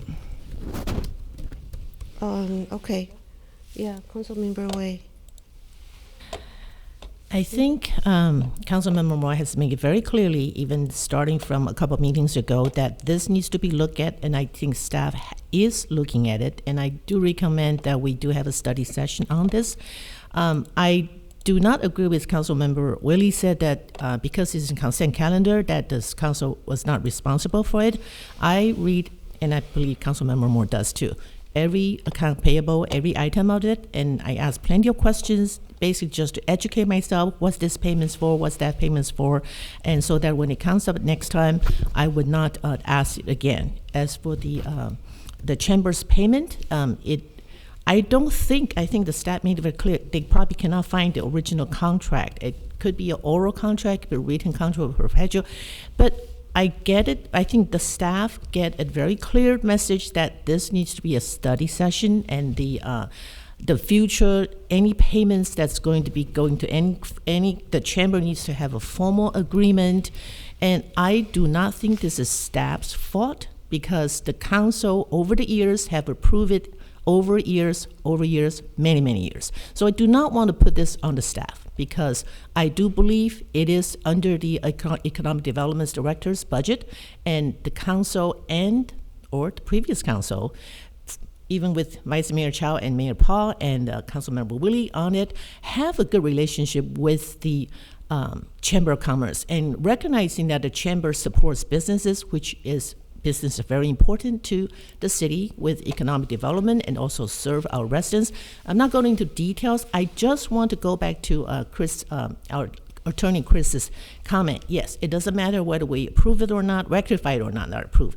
The payment is being made. I just don't see the point of dragging this item out over and over again. But I do agree, a study session, formalize the relationship with the Chamber of Commerce to reestablish that partnership, that we support businesses, business supports residents, we bring more bring more tax revenue to the city, and we attract more businesses. Small business, I mean restaurants to me are small businesses, and they are plenty of restaurants that belongs to our chamber. So I just do believe that let's move forward with a formal, re-established relationship with our chamber to support businesses and business support us. Whether we want to give them free, this or that, we don't have to. But that relationship, if you look at every city, the city's relationship with businesses are inseparable. The business is part of our city, and chamber supports the city. I do want to make sure that we are talking about Chamber of Commerce that have members who are doing business in our city. I just don't see why this item has to come back over and over again. I do agree with, yes, let's do a study session, let's move forward with more formalized agreement, let's make sure future payments is what we, the city, can get benefits from supporting business and from Chamber supporting us. Again, I just don't think this item needs to come back over and over again. Thank you. I do have a motion to make. So it's on the screen here. So that's to rectify accounts payable for December 20th, 2021, except the installment payment for Chamber of Commerce. So because I understand the way can choose not to rectify. I think it's a matter of principle. we should not rectify it. And then let's bring it back for a study session to review past partnership and support for chambers, including all the information that Tina just presented, and also discuss options of future partnership with chamber. And I would like the following information to come back. Information on other cities and their relationship with chamber. I think in an earlier, the staff has provided some information in an earlier item at an earlier time. And then what other payments are made to contracts that do not have a written agreement. So this might not be the only one. We are not trying to target any one organization, but if any organization has a verbal agreement with Cupertino and we are making payment without any contract, I think we should know about that. So let's find out what other organizations are there, and also what other payments are made for evergreen contracts. I didn't know those are even valid, whether they have verbal or written agreement, and if these contracts have been continued without any council approval, I think we need to know about them. So let's find them and bring that back. And what process is there to confirm an invoice contains enough information to justify the amount that's in the invoice? So if someone slaps us an $8,000 invoice, how do we make sure that they are actually doing the work their contract specifies that justify the amount? I think it makes sense for us to be fiscally responsible for the taxpayer dollars. And whether chamber qualifies for nonprofit fees for facility rental as a 501c6 nonprofit. I think we just need to clarify on that. Actually, for facility rental, they also need to provide certificate of insurance, which I'm not sure if they provide. And which communication methods do we have to reach out to all businesses who have Cupertino licenses, so that we actually do serve everyone and not just chamber members? And how do we support all Cupertino businesses? So some of these may fit under, so it might be a study session with partnership with chamber, but in general, supporting how to support businesses, maybe through a partnership with chamber, maybe beyond that. So that's my motion. Yeah. Sorry, I didn't mean to interrupt. But if I may, just before, so just a couple of comments. One is so regarding the first bullet point. So that's definitely on point with our agenda item, except the first word should be ratify, R-A-T-I-F-Y. Oh, rectify. Regarding the second bullet point, I think I would recommend putting a pin in that and then coming back to it as a future agenda item, because it's a bit outside the scope of what council can take action on. But it's certainly something that two council members could add to the list of future agenda items. Okay.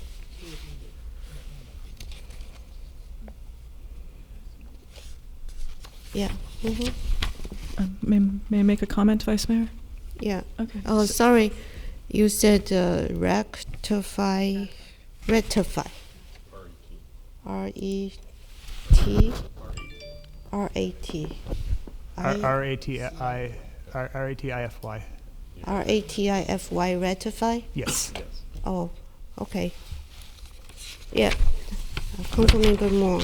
Okay, thank you. And I do think I think that the first bullet point's very useful, but we should probably point out that Councilmember Way was endorsed by the chamber, and it's on their website, and their PAC supported her campaigning, and to the tune of $120,000. That should probably be included, but shouldn't we be addressing that under future agenda items? I mean, we can add it now, but I think we can do that at the end of the meeting. Okay. Or All would right. you like Thank to you. make a note that we can just, I'm making the note for future agenda items so we can bring this up at the end of the meeting. Okay, thank you. So what would you like me to add? I forgot. Okay. Well, I think that all of the written communications that were provided this evening for this agenda item should be included. So these, you had emails from Rhoda Fry and Peggy Griffin and myself. I included the public records request invoices. There's about 65 pages of invoices to be looked at. Some information about the chamber PAC. There's the trademark question, which attorney J.R. Fruin filed for the trademark, which is in Chamber of Commerce's name at the U.S. Trademark Office. So all of that could be it's all in included. Okay. Right, and then there's the current web page, which is showing the endorsement of Councilmember Way, which isn't separate from a PAC. It's just sitting on their website as a press release. So I think it, because what's important is that we understand this is a lobbying organization, and then when we do get this comparison, you look at Santa Clara. We've got Santa Clara cuts ties with the Chamber of Commerce. So there's issues that multiple cities are having with their chambers. So then my motion is only this part. Ratify accounts payable, except the installment for chamber, and the rest, I'm just making note for convenience right now so that we don't forget when it comes at the end. I do have a question. I think this agenda item does include the I Love Cupertino invoices. So are we ratifying that invoice here? No, those are not on this accounts payable. Those are just included for information. Yeah, those are older. Okay. Yeah. So should we include more detail about, itemize the expenses for I Love Cupertino website development? Yeah. Oh, Councilmember Wei. I'm not going to say it. I'm going to say later because you're just the motion, just the first part, right? Yeah, okay. only the first That's part. Okay. Yeah. Because the motion for this agenda item. Because my name is this. being mentioned, so I would like to make one clarification. I did not put your name in my note. Well, it's mentioned in the meeting right now, so I just want to make one clarification that I did read Councilmember Moore's submission. Okay, so I want to make one clarification. It says the Chamber PAC contribute to Home Waste campaign, which is absolutely not true. The Chamber PAC contributes to their own campaign. My campaign has nothing to do with it. I didn't even know what they're doing. Okay, so I just want to make sure that it's not they didn't contribute to my campaign. Okay, but they probably have independent expenditure. They send out their flyers. I want to make sure it's on the record. The PAC and the Chamber are different, and Chamber does endorse candidates because candidates support businesses and they endorse that. And I am very proud to be supported and endorsed by both Chamber and Labor because I support businesses and I support working families. I just want to make it clear that way. But I think it's also a fact that the Chamber of Commerce did contribute to the PAC with actual funding. That's been cleared by Rick. I hope you know that. So it is totally separate. Rick Kisson made it very clear in his statement. It's not true. Oh, actually, stop saying anything because Chris is going to interfere. Councilmember Moore. I think when we bring it up later, I'll say some more items. Yeah, we will discuss that later. Okay. Do I have a second? I think no one seconded it yet. I'll Councilmember second. Moore. Oh, thank you, Councilmember Whaley. Yep. Yeah. So let's vote. Councilmember Moore? Aye. Councilmember Way? No. Councilmember Willie? Aye. Vice Mayor Chow? Aye. The motion So motion is only this part. carries with Wei voting no and Paul absent. Okay, thank you. Now we can move on to the item 20, update on the status of research from City Council subcommittee meetings for Cupertino Historical Society. I think the subcommittee is Councilmember Wei and Councilmember Moore. Do we have a staff presentation or? Yes, thank you, Vice Mayor. For number 20, we're going to be having Rochelle Saunders present that for us. Good evening, Honorable Vice Mayor and City Council members. Oh, sorry, I saw a hand up. Did I forget to get public comment on the last item? I mean, the last item I did open for public comment. Yes, Okay, you opened yeah. and closed public Okay, comment, okay, Vice Mayor. Great, thank you. Yeah, Rochelle. All right, good evening, Honorable Vice Mayor and City Council members. My name is Rochelle Sander, Assistant Director of Parks and Recreation. The agenda tonight will be the original agreement between the City of Cupertino and the Historical Society, previous funding from the city, the formation of the City Council Subcommittee, and the research collected based on guidance from the City Council Subcommittee. On July 6, 1992, Council authorized execution of the original tenant agreement with the Cupertino Historical Society at the Quinlan Community Center. The agreement was later renewed in 1994 and 1996. The Cupertino Historical Society has been awarded funding through the Community Funding Grant Program since 2015. As part of the fiscal year 2019-2020 budget approval process, at the June 18th, 2019 City Council meeting, Council unanimously approved to designate an annual amount of $20,000 as a base or line item for the Cupertino Historical Society. These funds are to be designated in the Community Funding Grant Program budget as their own line item. This slide shows the breakdown of the Historical Society's previously awarded funds through the Community Funding Grant Program. 2015 through 2018 were through applications with the Community Funding Grant Program. 2019 and 2020 were an individual budget line item, and 2021 was a one-time allocation. At the December 1st, 2020 meeting, City Council reviewed the Community Funding Grant policy and requested to add funding the Historical Society as a future agenda item for discussion. Prior to this upcoming fiscal year, 22-23, the Historical Society was required to submit a grant application outlining how they anticipated utilizing funds, as well as a financial report at the end of each fiscal year detailing how funds were used.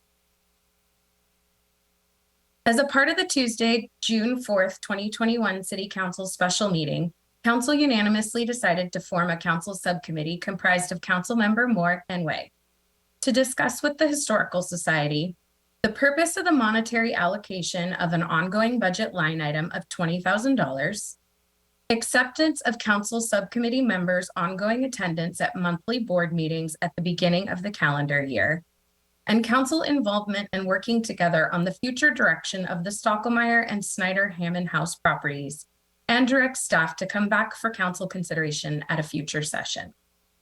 On March 8th, 2022, staff met with the Council subcommittee and was given guidance to research specific items and bring an update to City Council.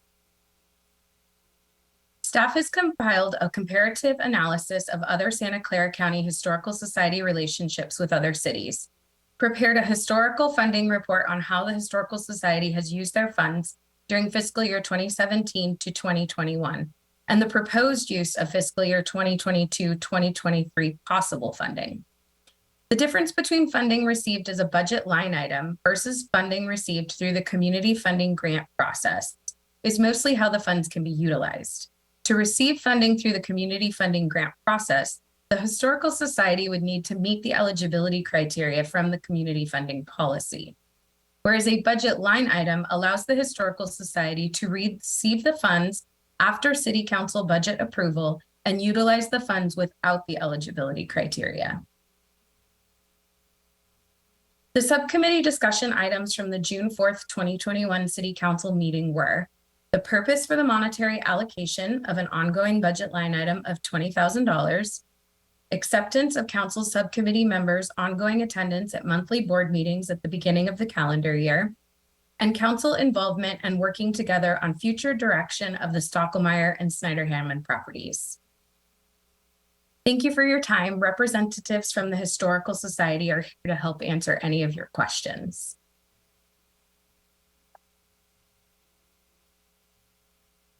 Thank you for the presentation. For member of the public, I think the staff really has done extensive research, and there is an extensive comparative study with all the museums in, I don't know, like 10 different cities. That's a lot of work. So I would like to commend the staff for the thorough research that you have done that really give us an idea of different options that different cities support their historical or other museums. Thank you, Rachel. So we have 5 hands up. The rule usually is before the first person finish speaking or 3 minutes is up, please raise your hand. After that, we won't accept any more hands. And within that time, if you send an email to city clerk, that could be read into record. And then after the virtual hands, we will go to the in-person ones that we don't have anyone right now. So let's go to Bruce.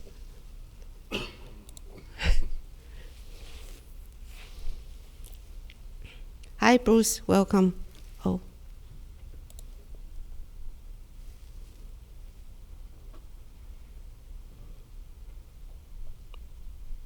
Maybe.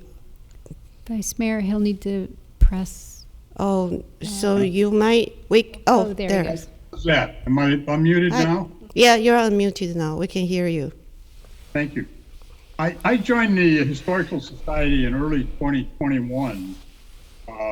I've been involved with a couple other groups here, YMCA and board of directors there and the service club. But I wanted to do something different in the community.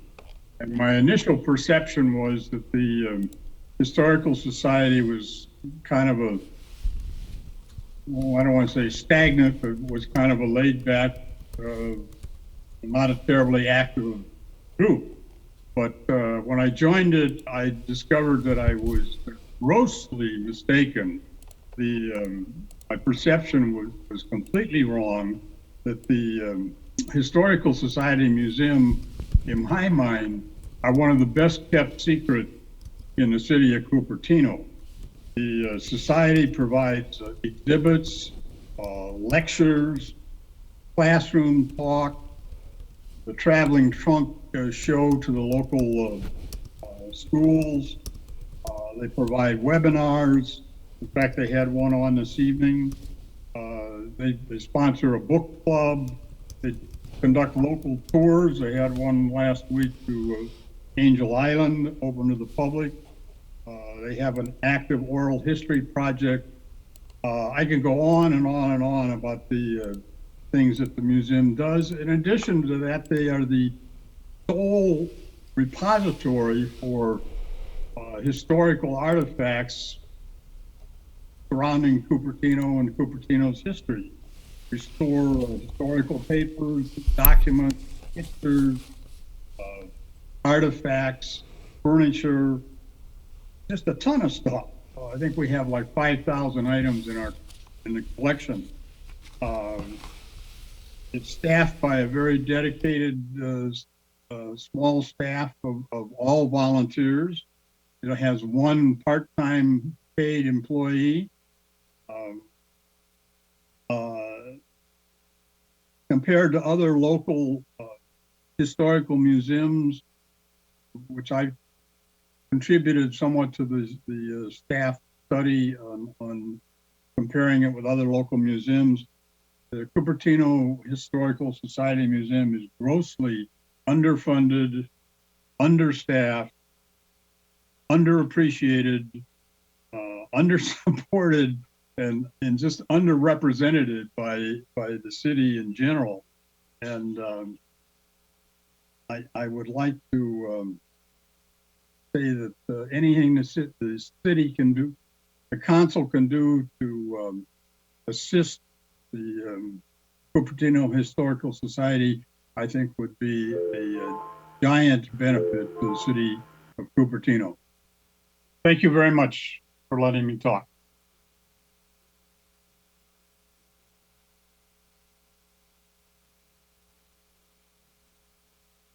Thank you. Next, we have Gilbert, and then Neeraj, and Jennifer, Jim Badord. Sharon Blay, I assume she made it in time, so you'll be the last speaker through the virtual meeting. Gilbert, please. Thank you, Vice Mayor Chow and the Cooper City Council members and the city manager. I'm just really excited to be here tonight to support the Cupertino Historical Society. They have been here many decades, supporting the community, outreaching toward our skilled children with the historical suitcase, talking to our students, and many informative programs that they present each year for our community. History is something that is important to all of our residents, and I feel so proud to have this strong organization and to get funding from the city that benefits all of our residents is very important. I was so happy that Jennifer invited me to attend with Cupertino Mayor's Darcy Paul in putting together this wonderful trip to Angel Island to visit the immigration station and just bringing Cupertino residents together by organizing the bus and then the ferry, and then having a docent take at the immigration station to learn about that part of our history on Angel Island. So I would really strongly and urge I vote for the Cupertino City Council to support the Cupertino Historical Society, and just want to say an early thank you for that vote. Thank you, Vice Mayor Liang Chow. Thank you. Next, we have Neeraj.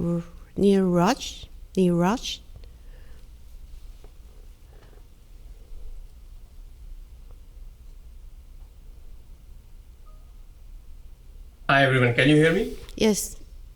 Great. Thanks a lot, Vice Mayor Chow and Council Member. Really appreciate this opportunity to speak with you today. I, in fact, bring a very unique perspective to Historical Society. Like Bruce, I also joined the board a year and a half back. And the unique perspective which I really bring is that I'm, in fact, new to California, new to Cupertino, called Cupertino as my home back in 2018 after living for almost 2 decades in New York and New Jersey area. There, I was indeed involved in a lot of education-related activities, both volunteer and other ways. And when we moved here as a family, we really started with, sister city participating in the community. And in fact, we were also host family for Henshu, Taiwan. My son went to Taiwan as well, loved it. He still actually remembers and in touch. The reason that is actually important is that's really led me to consider again, how do I give back to the community, and chose to be on the board of Historical Society at that point of time. I won't go through the list, as Bruce has already mentioned, about all the activities which Historical Society and Museum is doing. But the couple of things which really calls out is the very successful speaker series program which we have. That is actually one of the things which gives you back to the young as well as the adult community members. Similarly, the rotational exhibits which we are maintaining through the museum, that's again another way to really give it back to, in an educational sense, to our young students as well as the adults in the community. I was in fact also on the trip to Angel Island, coming from New York, very much familiar with Ellis Island, and seeing this now on the West Coast as well, along with Vice Mayor Chow, Council Member Wei, and Council Member Ville. It was really a great trip. Came out as a quite moved in many ways because knowing the history with the last 4 years of Cupertino, but really didn't know much about this whole area. So that way it was a really unique exposure for me as well.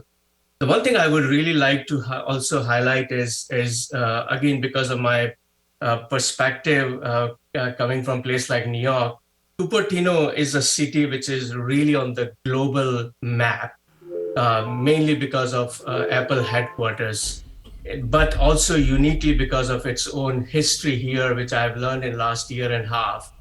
And the least we can really do is to really have, call out that history and educate our future generation through that as well, that people know why Cupertino is on the world map as well. So really appreciate all the help from council members today.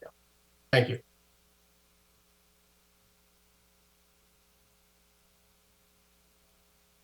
Next, we have Jennifer. Thank you. Thank you, Vice Mayor. Hi, I'm Jennifer Griffin, and I'm very, very glad that Cupertino has a historical society. Cupertino has a very unique history. Having grown up in the area, I'm very, very familiar with the history. I had the good experience when I was a child to live near someone who had been grown up in the area. She's probably 140 now. But I really think it's very, very important for residents of areas, especially if they have maybe just moved to the area or from different areas, and the residents themselves that live in those areas, to understand the history of where they are living. I see a lot of people, not from our city, but I see a lot of other people that they just kind of gloss over why there are certain buildings or why things are the way they are. And they don't take a deeper look. My mother is from Virginia. Her hometown is hundreds of years old. So I grew up knowing a lot of those areas that were instrumental in the establishment of this country as a country. I considered that a real blessing in my life. And also, my parents took us to every part of this state during history with California, so I've had the good grace to understand that. But I do think it's important that now the Stockelmeyer House have a place in Cupertino history, and also the Snyder-Hammond House. There aren't a lot of old buildings left in Cupertino, but these two buildings have their own unique histories. And, one of them, the Snyder-Hammond House, is 1881 Victorian, and the Stockelmeyer House is 1900. Mr. Stockelmeyer, Louis Stockelmeyer, was very instrumental in the establishment of Cupertino. And the Snyder-Hammond House has a lot of history to that unique area where it's from.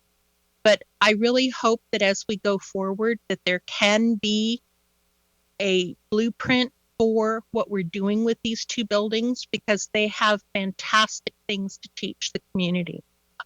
Anyway, thank you so much. Thank you, Jennifer. Next, we have Jean Bedord.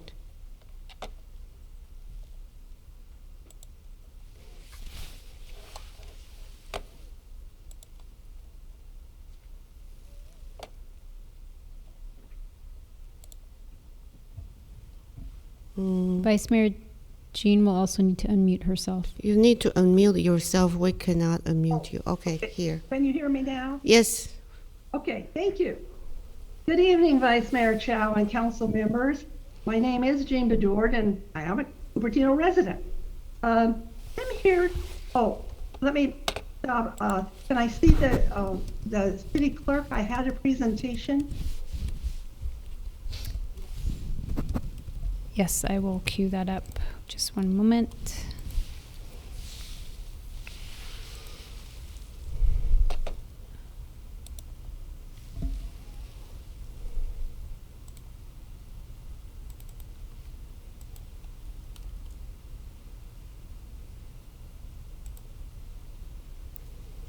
Can you see the screen?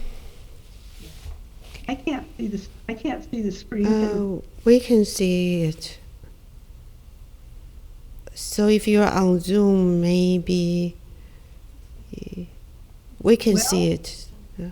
And as long as you can see it, then I can go ahead. The cover slide is where I have the archive logo. Yeah, we see that. Okay. I'm here to talk about the value of city archives, which are the historical record for our city.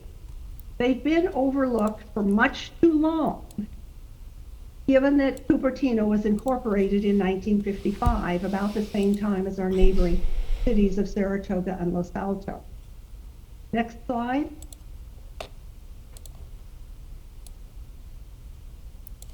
There are three separate components to the city archive. The first is our public library, which does an excellent job curating books and magazines. And all that work is done by paid staff.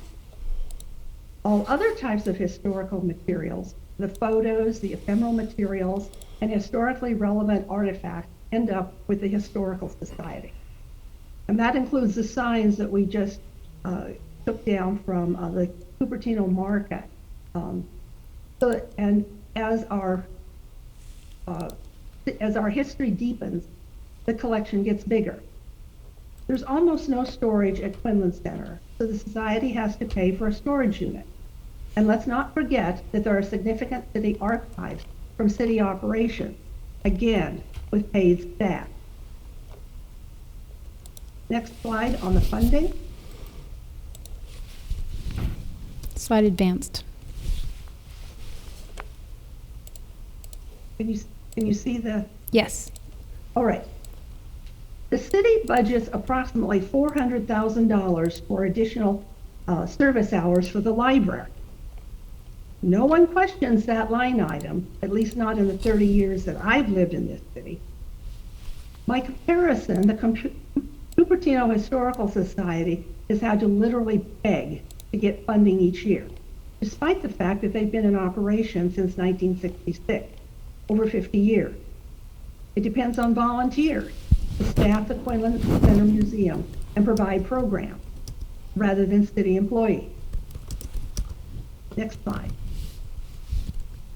My ask of this council is to increase the funding for the Historical Society to a more equitable line of $50,000.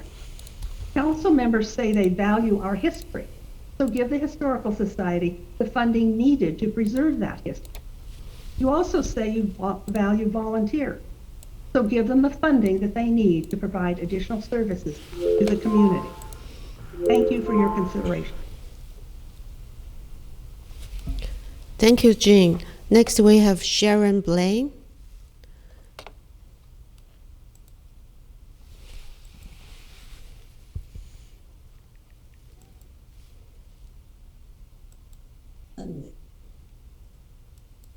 I am trying to unmute. Can you hear me? We can hear you. Oh, good. Thank you. My name is Sharon Blaine. I have been a resident of Cupertino since 1968 and a member of the Cupertino Historical Society since 1970, which is amazing to me. I want to thank you, first of all, for your past funding and for your support for the Historical Society. I'm not going to go over all of the things we do, because I think you already know and you've already heard other people tell you about all of our activities. In the past, we have applied for grant funding, which is kind of strange for us because our activities are continuous. They go all year round, year after year after year. grant funding is for a specific event or activity. So we don't really fit into that grant funding category. And so I would like to ask you, please, to make the Cupertino Historical Society a line item in your budget. It would be up to you to determine the amount, but at least $30,000 a year would help us greatly. Our history continues, our collections continue to grow. We have storage that we have to pay for. We have insurance that we have to pay for. You understand what the problems are that we have, and Bill Kerr is here to tell you about our financial situation. So the most important thing that I ask you for is a line item in the budget for the Cupertino Historical Society and Museum so that we can continue our programs and expand them as time goes on. Thank you. Thank you, Sharon. Do we have any written communication or blue cards? No, Vice Mayor, neither. Thank you. Thank you, Sharon. I think you are the first one that actually recognized this council has given Historical Society more support than any other previous council since 2019. But I actually did not hear that from other Historical Society supporters, which makes me wonder.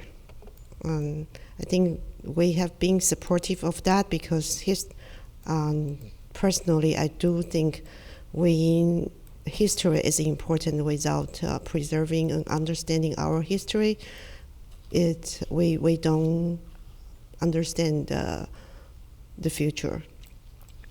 I see that we have Jennifer Furlong from the Executive Director of Historical Society here. I wonder if you would like to comment, or do you have a presentation? Oh, actually, thank you so much, Vice Mayor Chow, for that welcome. So after this, and then we'll go to the council. Okay. Let me share my screen. I just want to begin by saying that the Cupertino Historical Society is greatly appreciative of the diversity of our community. And it's not easy to achieve a fair and honest balance. And our work is all about reflecting common values while telling the story of Cupertino. And that's why we were so very proud to coordinate our recent visit that you've heard a little bit about in public comment to Angel Island. And we were so proud to coordinate that with council and with the Office of the Mayor. And we look forward to working with everyone. We've been so excited to share our organization with Council Members Way and Council Member Moore and get to know both of you a little bit better. And we'd like to thank the subcommittee for their good work and extend our appreciation to Council for the difficult work of understanding and representing our community, and you do it so well. I know it's not easy, and we appreciate all the sacrifices that you make on behalf of the community. And we also do appreciate the increased funding that this council has given us since 2018, and acknowledge that with great appreciation. So with that, I'm going to share my screen. And there, is it in presentation mode for you?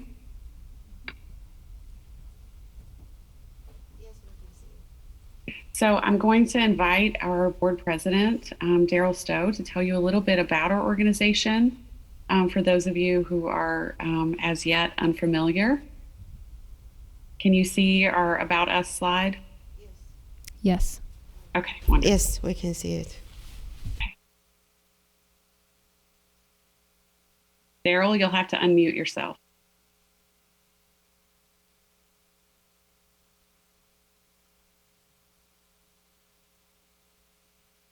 I'm sorry.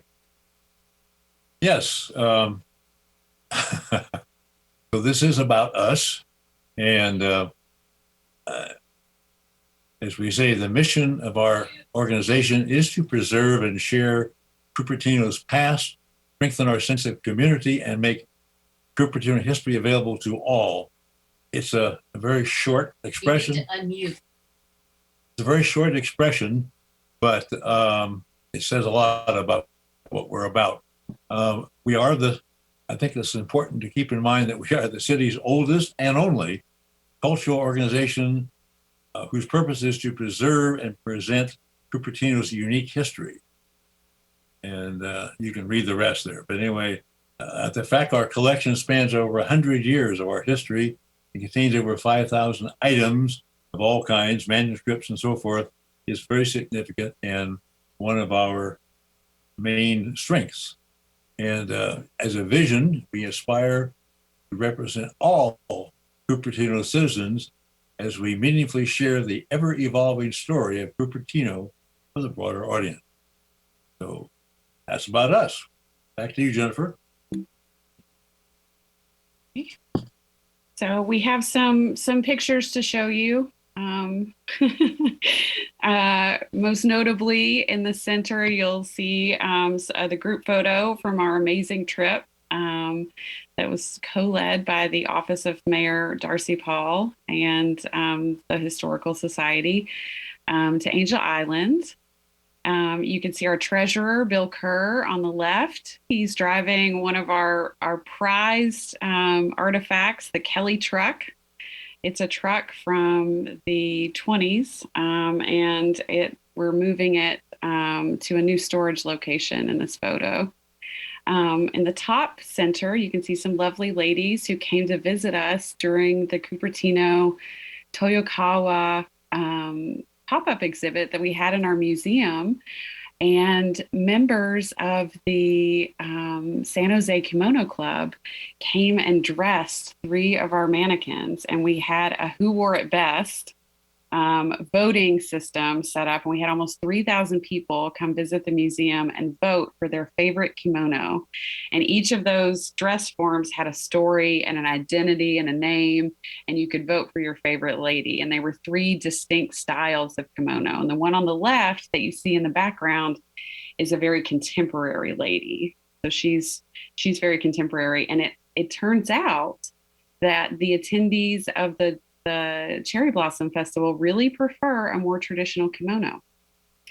And then on the right, you can see the Quinlan School of the Quinlan preschoolers with Gail Fretwell-Hugger, our resident historian and one of our museum docents. The preschoolers came to visit Miss Gail in the museum, and it was a great time had by all. So I'm going to invite Bill Kerr to come and speak with you about our finances. He is our intrepid treasurer, and we're just going to give you kind of an overview of our finances. This slide just kind of gives you an overview of our major sources of funding and income. And then the next slide is where I'm going to have Bill talk to you a bit more. Where is that slide? There we go. I'll skip to this slide and then we'll go back. Bill's going to talk to you a little bit about our budget for 2022 and what we're looking at and our financial positions. Take it away, Bill. Hopefully you can hear me. Our budget is driven really by our expenses. As you can see, this year's budget, we're in the area of approximately $61,000 in the negative. That means that we have to either go out and obtain monies from the city of Cupertino or from our endowment, which are restricted. We can only take so much out of that. We do have a smaller reserve account, which we've been drawing down. And needless to say, the ups and downs of the value of our endowment this year has already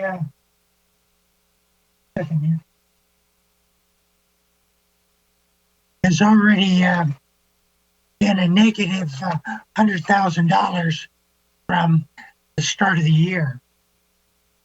And again, those endowment and reserve accounts are in the stock market.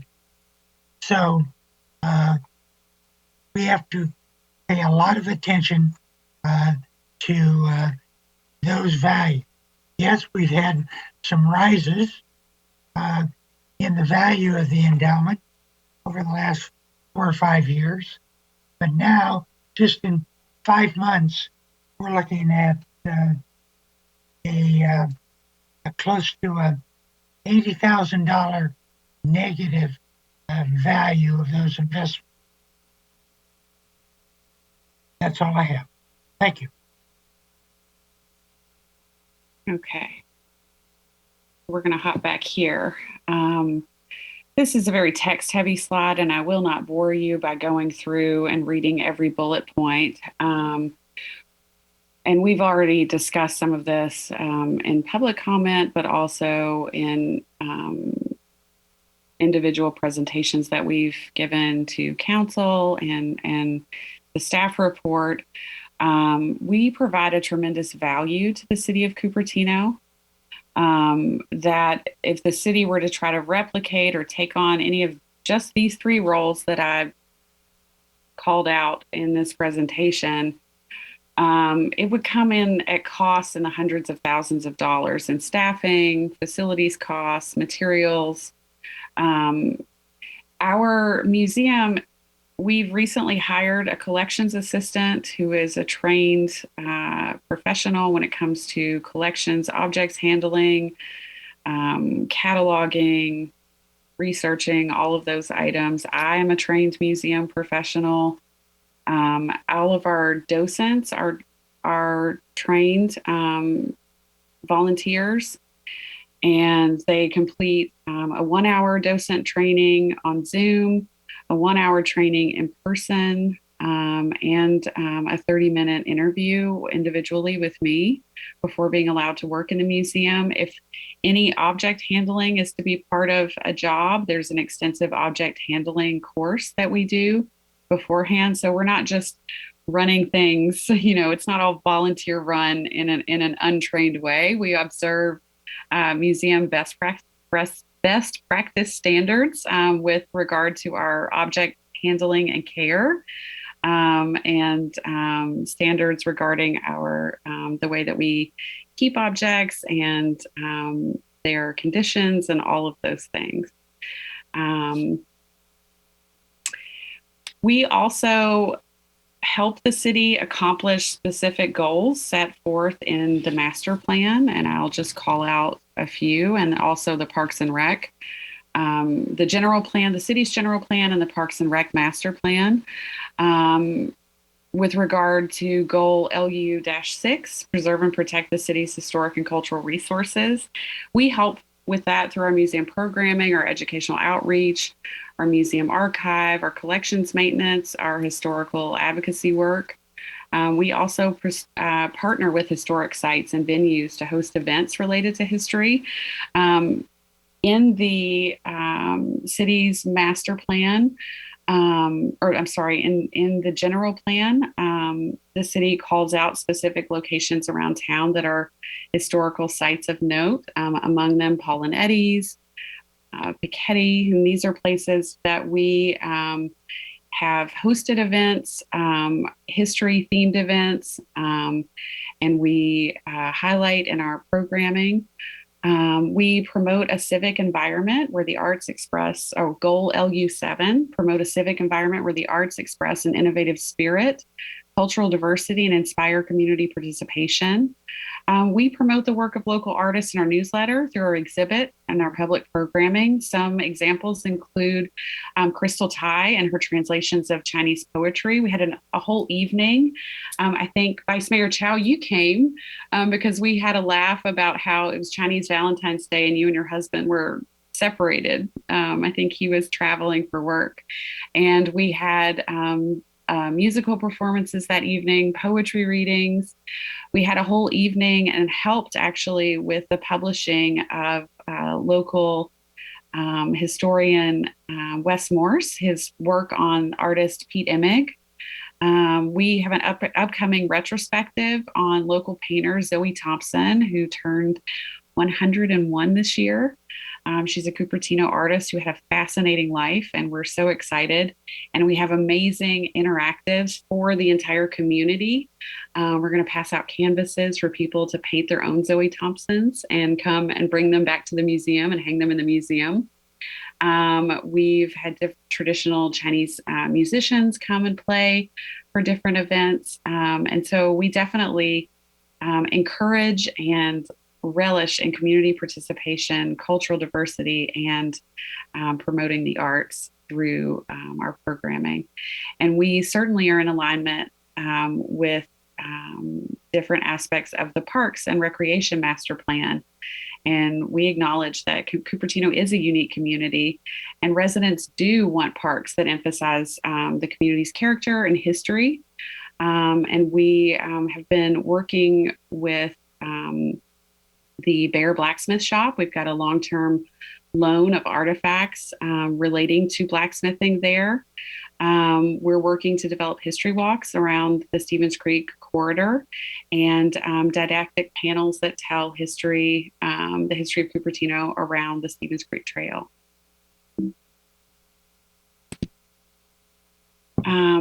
So with regard to the line item versus putting us back in community funding grant, I went back because there was quite a bit of discussion in the Parks and Rec Commission about this. And I went back and I've watched so many commission meetings, and I attended them, of course, as well.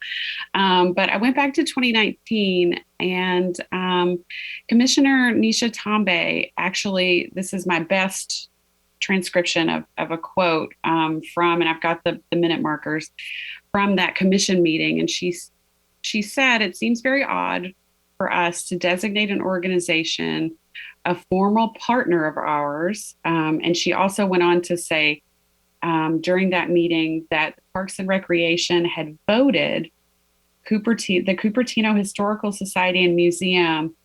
They had designated us Cupertino's official archivist. They'd given us that title and designation. We never received a certificate or any kind of commemoration of this, but she did say that during that meeting. But she also went on to say, it seems very odd for us to designate an organization a formal partner of ours and then not give them any money. And that it doesn't seem to be any point in having partnerships going forward if we're not going to be putting our money where our mouth is. I would ideally like for that partnership to be something like a city line item, now that it's official, like Sister Cities is. If there's a way that in the future we can push it to have it treated like a Sister Cities program instead of even coming through this grant process, I would like to see that. But that's the one that I would like to push a little bit more for, end quote. So as you can see, there's been support in Parks and Rec for having us move to a line item. I think there's been some question, with what we have listed as our funding, what we've used the money for. But quite honestly, when we've gotten the money from the city, it does go into our budget. I've tried to fit the parameters along with the input of my board, but when I'm filling out the form that we get from the city, and I've had to fill out the form even when we've had line item funding, I've tried to fit within quite literally the little boxes on the form. I've tried to fit within those little boxes neat things that I can neatly say, okay, this for this chunk of money, rather than nickel and diming. Okay, well, we spent $500 on this particular exhibit, and then another $1,000 over here on this exhibit, and then this speaker event, we did this. And so that's why there have been expenses for the Snyder Hammond House included, which I now realize might have caused controversy.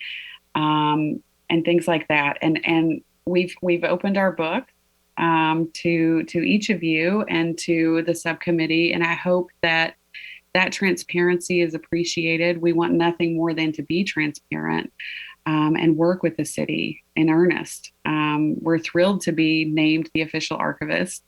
It's so validating to our work all these years, and we're just really excited to be here and to work with you. So that's all I have. Thank you, Jennifer. Let's bring it back to the council. Do we have any question or comment from the council? Councilmember Willie, I see your hand up.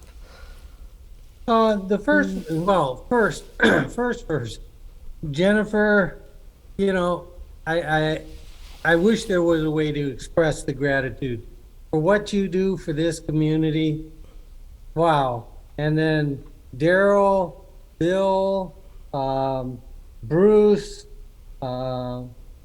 Neeraj, I mean, you're such an amazing group of people. Thank you, thank you. Okay, so then I'll go with one of the first slides in Rachel's presentation. 2019 budget line item, 2020 budget line item, 2021 one-time allocation. I don't understand how that happened. How did something that already was a line item get knocked into a one-time allocation? Can Rachel answer that one? Yeah, so during that meeting is when the subcommittee was created. And so when that was created, the motion was to have it be a one-time budget line item so that we could figure out what was going to happen moving forward. Okay, well, I'll definitely have a couple of things to say about moving forward, but I'll back up and say, okay, the importance of the history of this community to the community, to me, just cannot be overestimated. Every night with my 3 kids at dinner time, I say, what did you learn today? How was your day? And of course, it's usually reading, writing, and arithmetic and basketball. But when they do say something about, you know, history, nature, something that the teacher taught, you name it. My oldest, when he went to Blackberry Farm, to the center that was there and had that to talk about, man, just an amazing thing. There's more to life than reading, writing, and arithmetic, you know? I mean, we need to know where we came from, and we need to be real people. And you guys are a big part of that. Without you, you know, I just don't think the history would last very long at all. So that being said, thanking you so much. You do such an amazing job. I'm definitely a fan, an advocate of a budget line item. And I want to be like Apple tonight. I want to be like Apple tonight and say, I think we should go big. I think we should go big. Thank you, Gene, for the $50,000 number. But thank you, Wendell. $61,665 in the red this year. I'd like us to say the line item for this year, $61,665, and I believe you're worth every penny of it. If I could do that on my own, I would, but I'll encourage the other 4, or tonight with Darcy not being here, that's what we should be putting in the line item for this year. So I'll leave it at that. Thank you, and that's where I'm coming from. Back to you, Vice. Yeah, thank you. Just to clarify, I think today we have this as a study session. There is no action on today's agenda. So this is a good discussion, and we could provide direction for the next steps. So anyone else would like to comment or have questions? If not, then I will go then. Councilmember Wei, yeah. Thank you, Vice Mayor. I'm one of the subcommittees, and I remember in 2021, the spring, when the community funding was being discussed, this line item was pulled by Councilmember Moore because she has some questions. So we decided to do it a one-time, just for Councilmember Willie's reference. And then I think Councilmember Moore and I were assigned to the subcommittee to investigate and work with the Historic Society and understand it. We did have a good tour of the Hammond House. We met with the board. And I do have a intern with me, but she took this as a project, and she went to tour with us, and she interviewed the board members and us separately. I did not direct her to do anything except to write a report of her research and see what she thinks of the line item. So I did send a report to Councilmember Moore on September, let me look at the date. September 30th, 2021. I only sent it to Councilmember Moore because we're the two the subcommittee members, and I did send it to interim city manager Greg Larson, but I did not send to the other three council members because it wasn't on the line item yet. But this time around, since this on the agenda, I did ask the city manager to send a report to all five of us again, just to refresh what this intern says, because this intern already went to college, but she was underage, so I didn't want to reveal her name. And I want to say something personal about this. I'm not a board member of the Historic Society, but I am a first-generation immigrant. And, I really appreciate what the Historic Society has shown me. I remember vividly one of the first exhibits I went to Quilling Center was a history of nursery in Cupertino, and the owners were Chinese American and Japanese American immigrants. And I was really touched because, this home, I call Cupertino my hometown now, but I didn't realize that the history really encompasses Asian Americans. So I started to support the Historic Society activities, went to their annual barbecues. I just feel that our Cupertino is so unique with so many immigrant families, especially first-generation immigrants here. And so it's more important to preserve our history, the history of Cupertino, to show these immigrants like me who become part of Cupertino by living here and be part of the culture, but learn the history of Cupertino. So personally, I really appreciate what the Cupertino Society, History Society has done for me personally to understand that my hometown has rich history in cultural histories. So that is a personal story I like to share with you. I do believe that in 2019 and 2020, Councilmember Moore and I both were not on council, but this became a line item. And so I can only figure, because council then realizes the importance of having Cupertino history being preserved by a volunteer organization, but also needs support because of the artifacts and the rental and everything.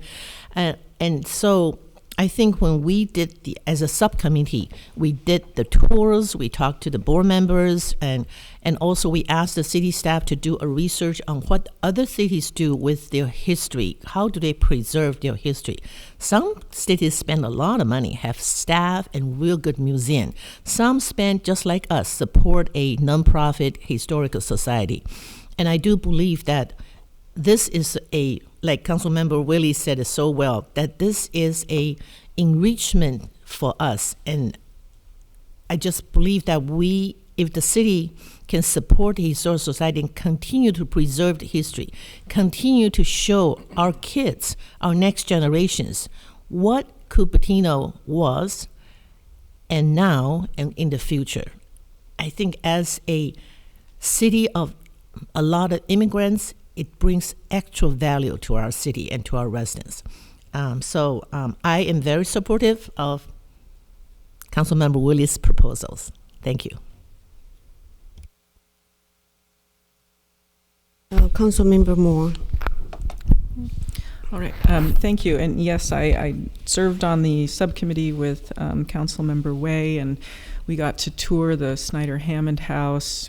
We reviewed the the agreement with Lehigh Cement, talked about Stockelmeyer, what could be done there, and had some discussion about potentials with the Bletch House as well.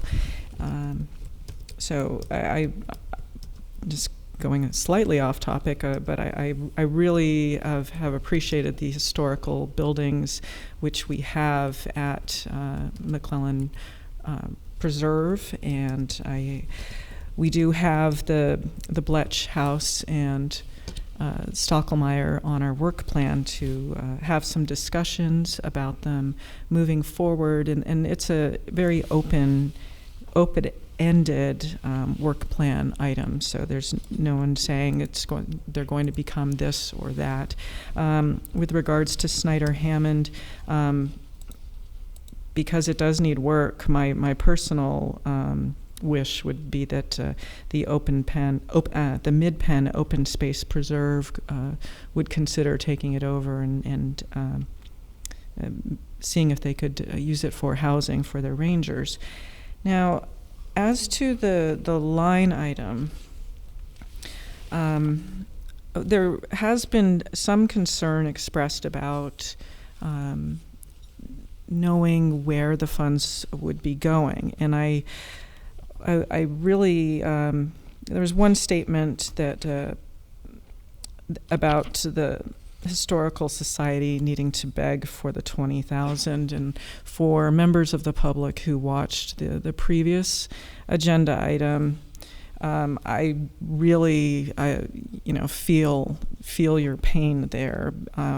If you paid attention to the dollar amounts that were mentioned without a contract, and here we are going through lots of hoops for this amount.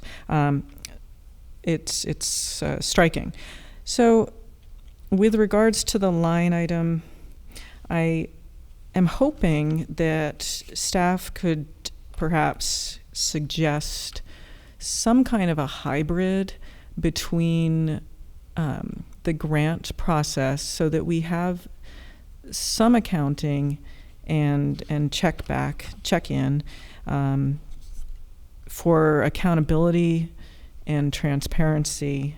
There was some suggestion that we have a council member placed on the Cupertino Historical Society board, but I don't feel that that's a request that we can make. It seems unfair, but having accountability for where the funding goes, and having ongoing funding as like a line item, I think could be a way to address the concerns of the public with regards to spending public tax dollars, and provide that accountability and make it work.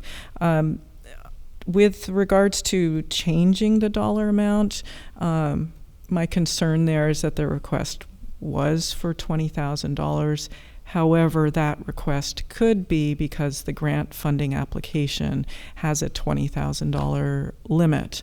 So I'm wondering if staff were to consider a hybrid to provide accountability, that we could have some kind of an agreement that could be perhaps 5 years long. We could look at the amount after 1 year, and because we don't have the $20,000 original cap, that amount could be suggested to be a different starting point, and then we see how it goes after that time.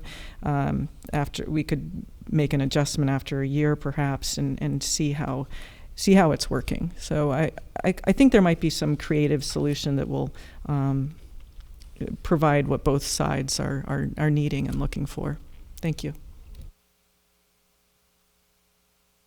Thank you.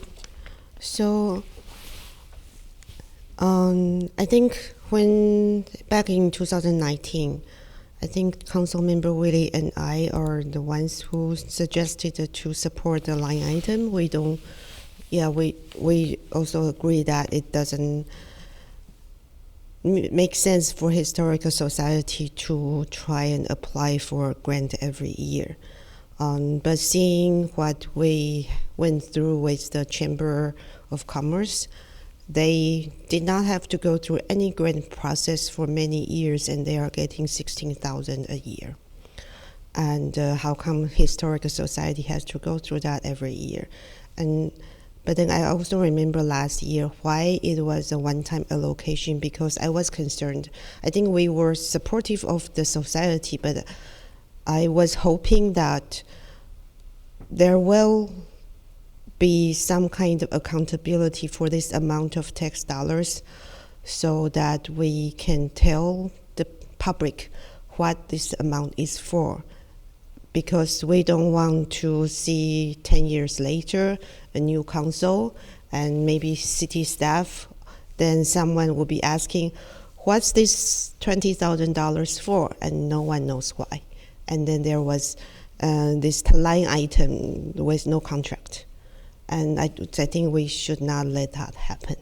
Therefore, the one-time allocation was so that the society and the city could work out an agreement before June. But I was disappointed that there was no, it doesn't seem to be an urgency to try and work some agreement out after we have funded the line item for 3 years. I was hoping that some things should be worked on already, but we can always start now. I do have some question about the current status.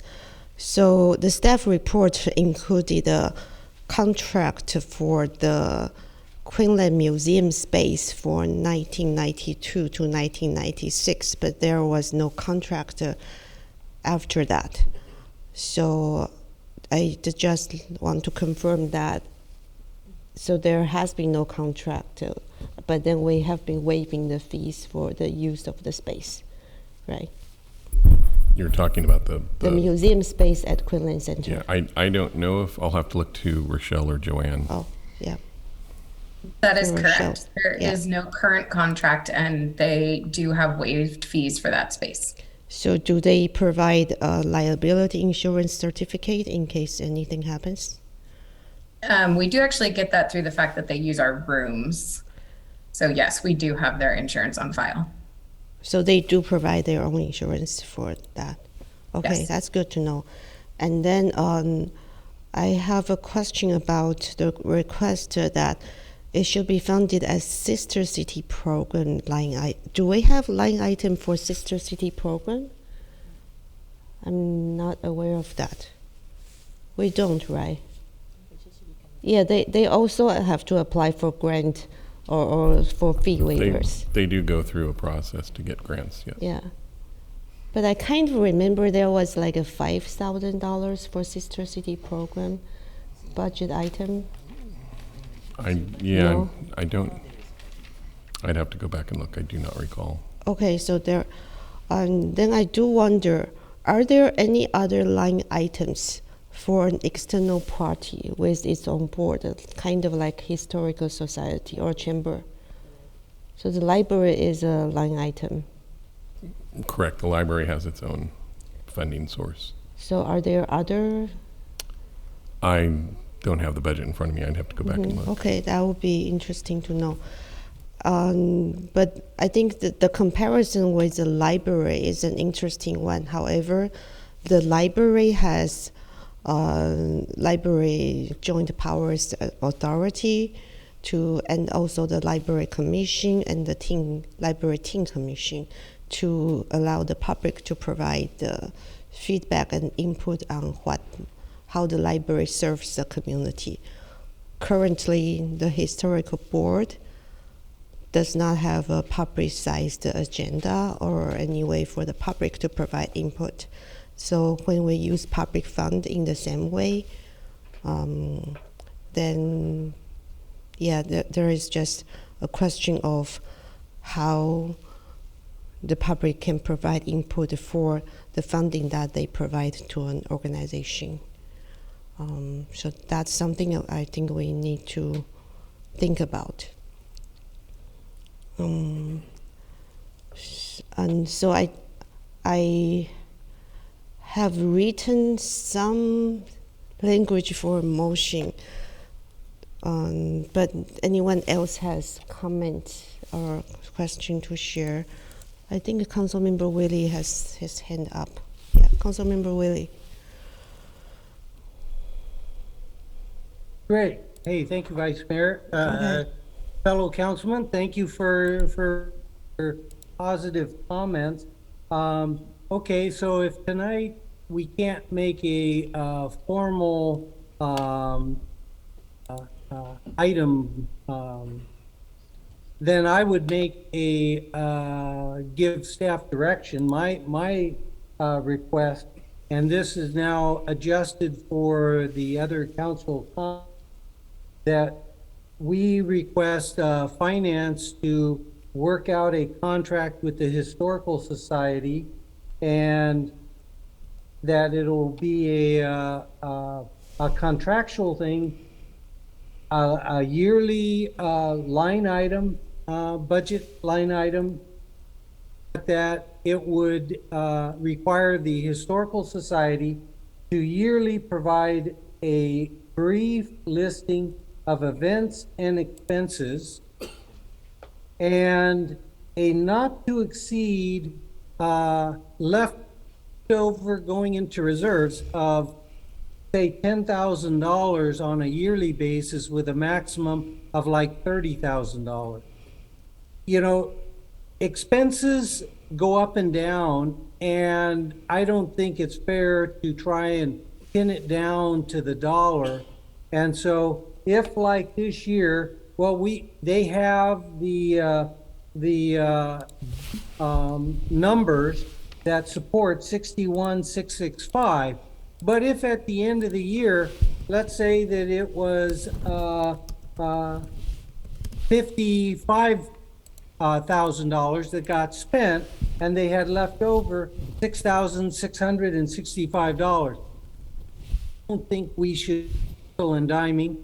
That then could be kind of a buffer that could go into their reserves, not to exceed $10,000 in any one year, not to exceed $30,000 total accumulation. So that once they hit that $30,000, if the subsequent year had an excess, they would then just be returning it to us at the end of the year. But then on a very bad economic year, and they're in the red, that they would naturally be taking from the previous reserved leftovers they had.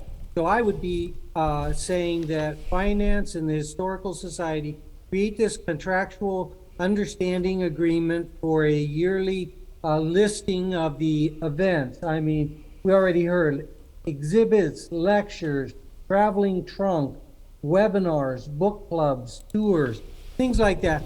We don't have to know exactly 8 hours on this day, nothing like that. You had these different events, and you're very underpaid, so to speak, especially with so many volunteers. And Jennifer, we couldn't pay you enough for what you do. So I just don't want to see us now, a very cheap approach. So that's mine. Fellow council, come up with some tweaks on that, but I would think bring it back to us as an agenda item, take it to 61,665 for 2022-2023. Give a huge thank you to the Historical Society for all you've done and continue to do. I'll leave it with that. Thank you. Thank you. So, yeah, sure. I have a question for Jennifer, because your presentation went fast. The deficit of $51,000 and change, does it include the $20,000 that the city, budgeted, or is in addition to it? No, the deficit, that's how we get back down to zero.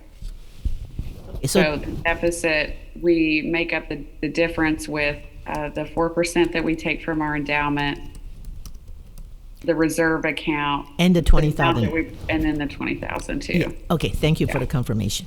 So I like what Councilmember Willie says, but I would like to make the minimum 20,000. It looks like 20,000 is a good line item, but that's just a suggestion, recommendation. Okay, thank you. I have a motion written up. I'll show that, but first I have a question. So for the library line item, do we have a contract or some kind of agreement with the library or the county?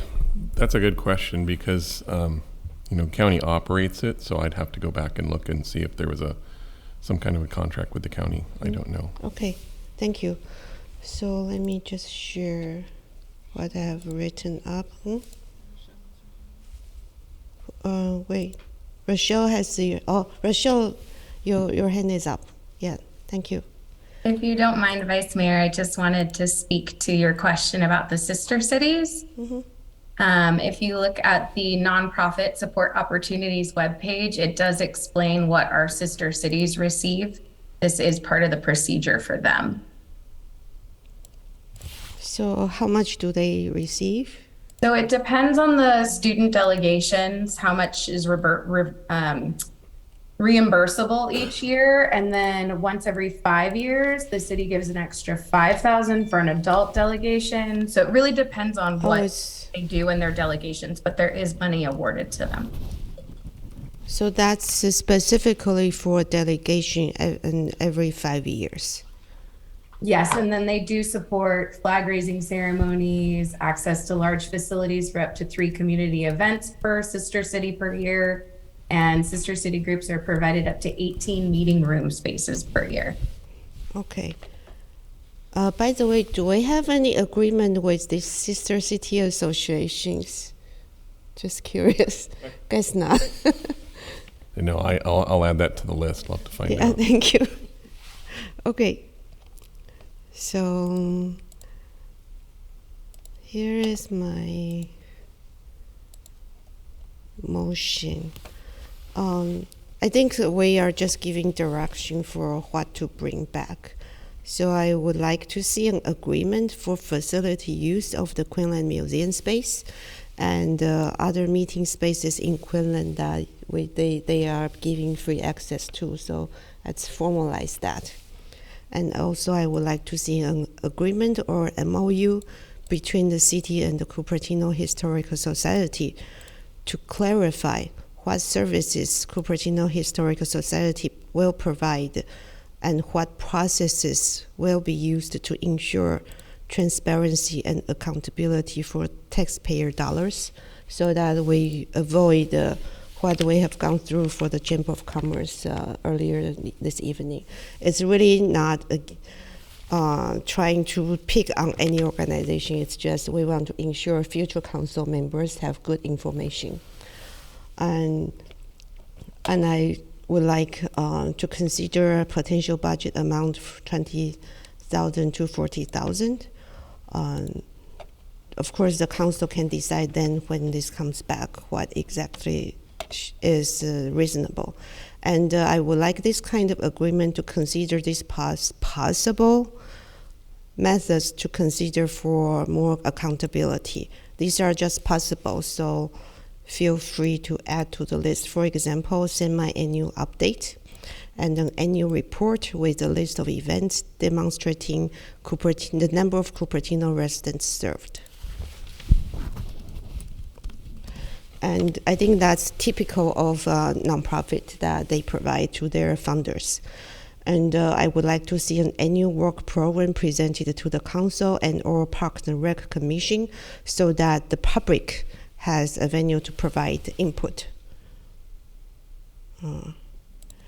And allow public to provide input.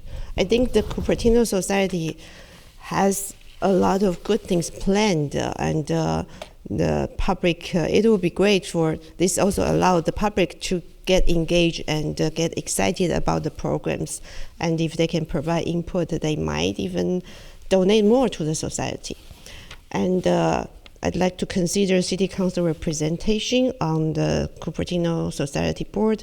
I know that in Saratoga Hakone Garden, they have City Council representatives there also. I think that's a possibility. So, but I mean, these are all just potential things to consider.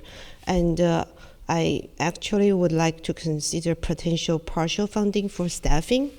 I think it's really hard to sustain an organization based on volunteer only. And sustainable organization really need a stable staff.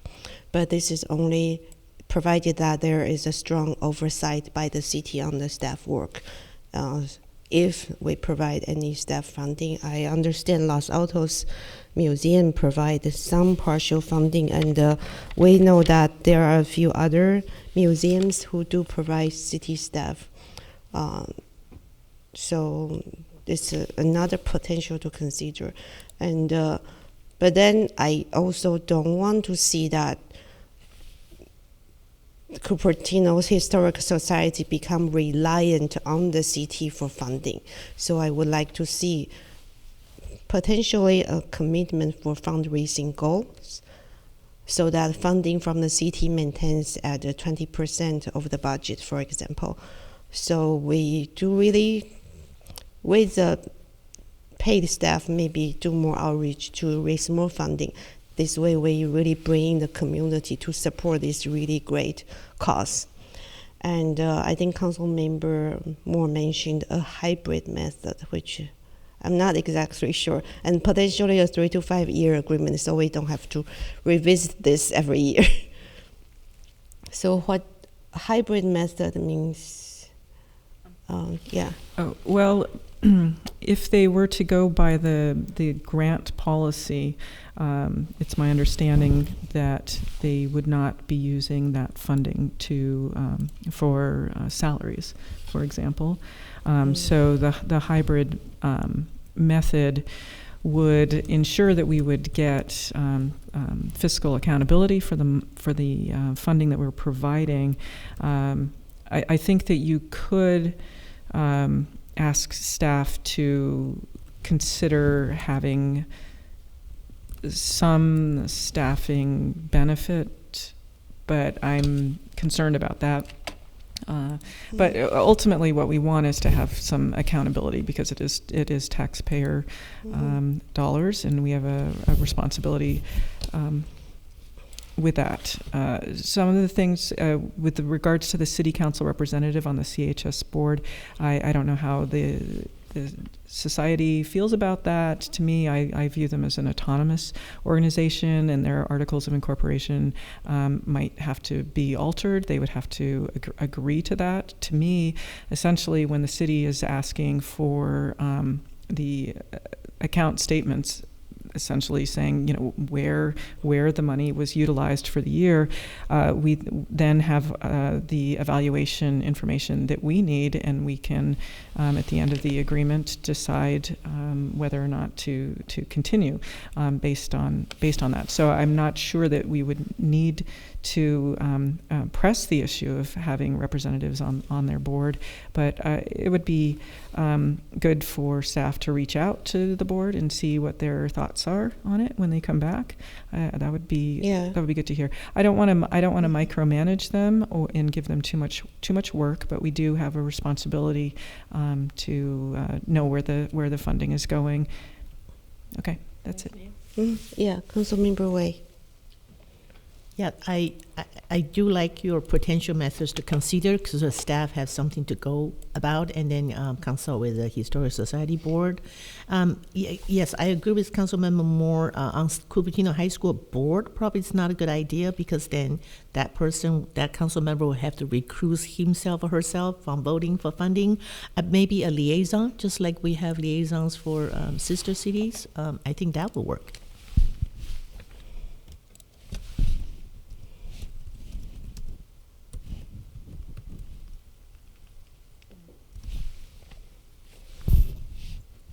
Through the Vice Mayor, Councilmember Way, would that be like a committee assignment, Yes. the liaison? So Yes, that's what I meant. Okay. Yes, like a council, like a committee assignment, yes. Actually, yeah, that would be good. Then they can report back, right? Through the Vice Mayor, we would need to check if the Historical Society has to have their meetings be open, because, like I said about their autonomy, I want to respect that. So that would have to be something that staff could check in and see what their bylaws state, and to see if that could happen. So in some way, if they would like more funding from the city, which might even be 50% of, a sustainable funding from the city, and then they don't have any skin in the game, then right. So this is something they need to seriously consider.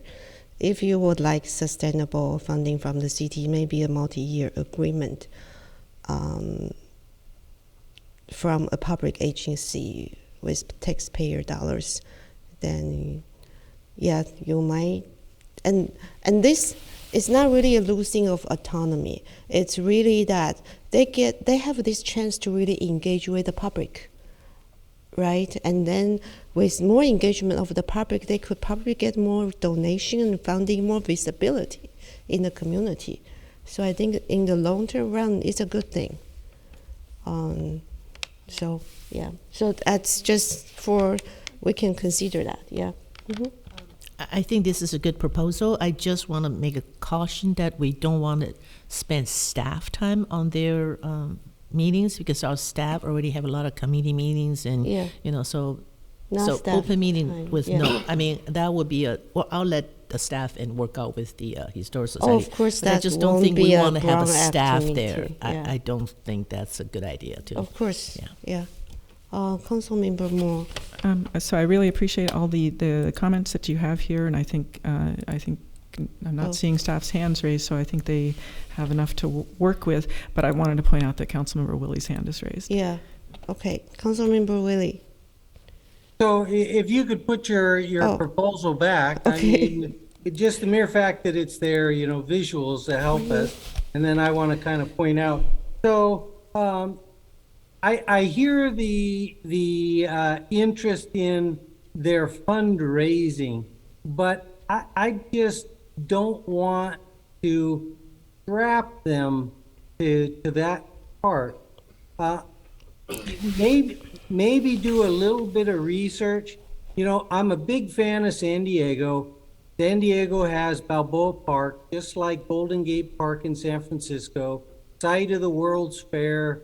Back in like 19 something, their zoo is there. Balboa Park, they have 13 museums.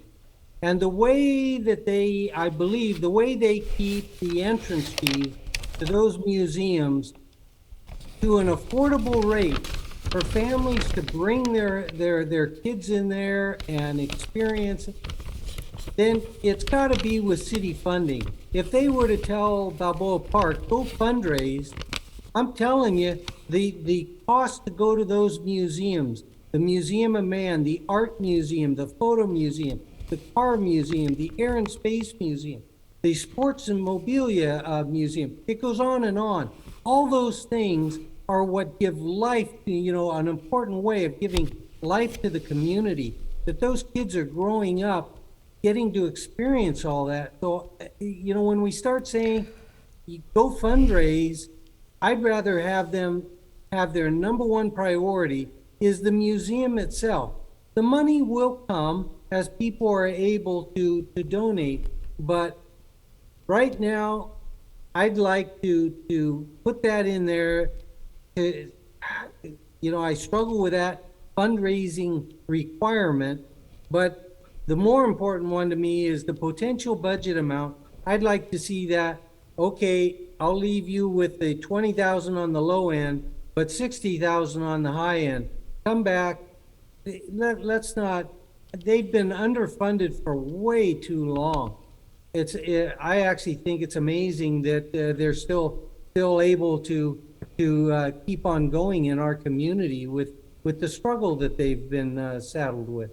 So I'd like to see the 60,000, and in the future, I'd like to be recommending what they get from fundraising may lower the amount that they feel they need. We have a maximum allowable for reserves, and so let it be at that, and let them serve the community.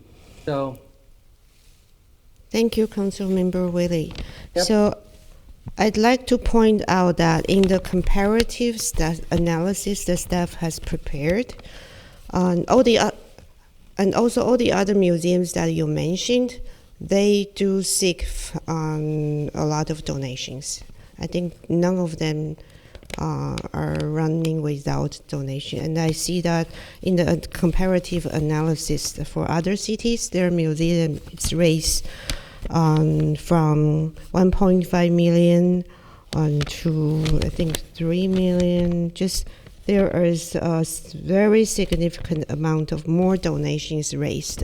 But for Cupertino Society, in Cupertino, such a wealthy city, the amount raised is like 90. So 95 is their budget. I don't know how much is the amount raised. So the idea of a minimum commitment of fundraising goals means if they don't meet it, it's okay, but let's set a goal. Why? Because I would like to see the museum to eventually have a full-time staff. And if you don't have that, if you don't push for more fund, so that you can really get this funding from the community, you can really have a full-time staff that really make the museum reach its full potential. To reach that full potential, I think you do want the city to provide some funding, but the museum can eventually sustain on its own. I think one of the museum, I forgot which city, they initially started with some partial funding from the city, but eventually they raised enough funding, they don't need any city funding anymore to sustain. So, and I think I'm not comfortable with raising to 60,000 at least time until we maybe see how this works, whether the accountability works for 2 years, and then we may revisit and we may raise the amount. So this is just potential items to consider for the staff to come back. So do I have a second? You need a second for Moore. this? Yeah. Okay, yes, I second. Oh, thank you. Councilmember Willie, you still have your hands up? no, I just put it up to second it. Oh, okay. So, any other comment, Councilmember Wei? Yeah.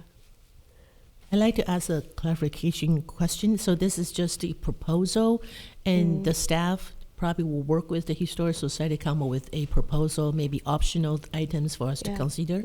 Okay, thank you. And they are not limited to those listed, and then you don't have to consider all of them. These are just potential methods to consider, and they might propose other items we did not mention here. That's okay. Yeah. So may I make a friendly amendment to add what you just said? Oh. They don't need to consider every item, and they come up with, different items. Additional items, yes.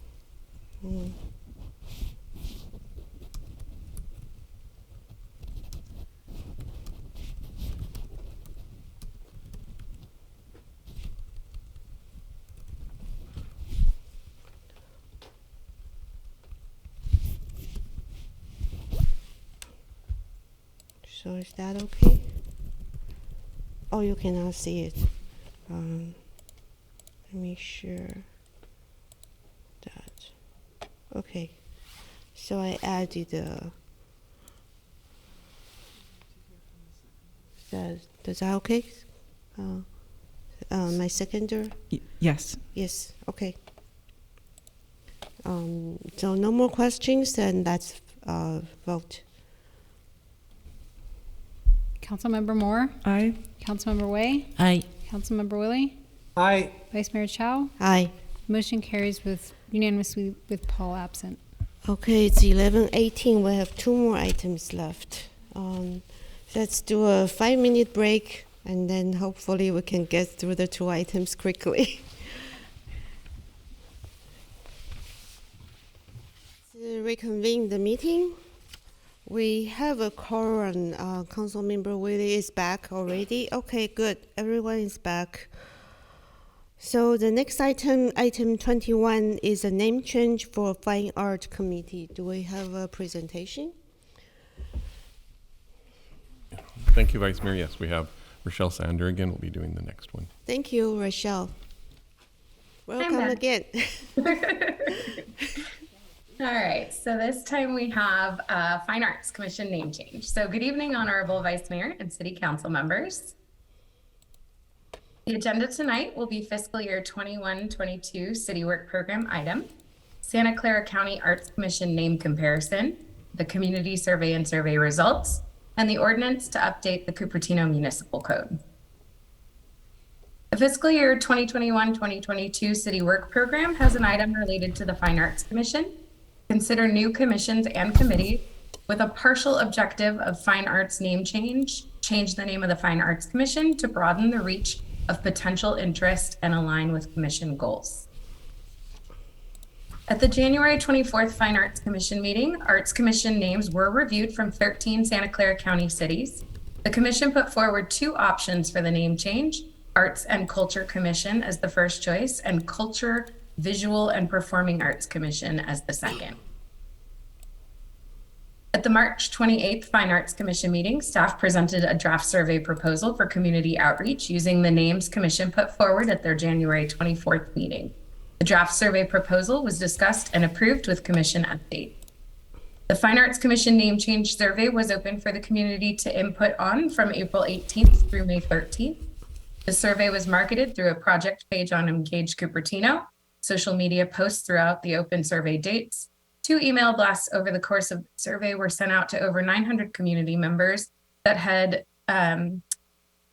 shown interest through the city website in the Fine Arts Commission, commissions in general, and general city business. The commissioners also shared the survey to help spread the word. The survey received 36 responses. Staff compiled the survey responses for commission feedback and final recommendation to City Council. At the May 23rd Fine Arts Commission meeting, staff presented the survey results. The community response to question 2 about the name change was 25% for Cultural, Visual, and Performing Arts Commission, 25% for Fine Arts Commission, no name change, and 50% for Arts and Culture Commission. The commission voted to bring forward Arts and Culture Commission as the final name change recommendation to City Council. Staff prepared a blackline version and clean version of the City of Cupertino amended Cupertino Municipal Code, Chapter 2.80, and the sections noted here to adopt a name change for the Fine Arts Commission to the Arts and Culture Commission. Thank you for your time and consideration. Thank you, Rochelle. Let's see, do we have any public comment? No one raised their hand in Zoom. How about email or blue cards? No, Mayor, no blue cards, and no email requests. Okay, then I'm closing the public comment and bringing it to the council. Council member Moore. Okay, thank you. It really appears that there is overwhelming support for this name change, and I believe we should move along and support the recommended action.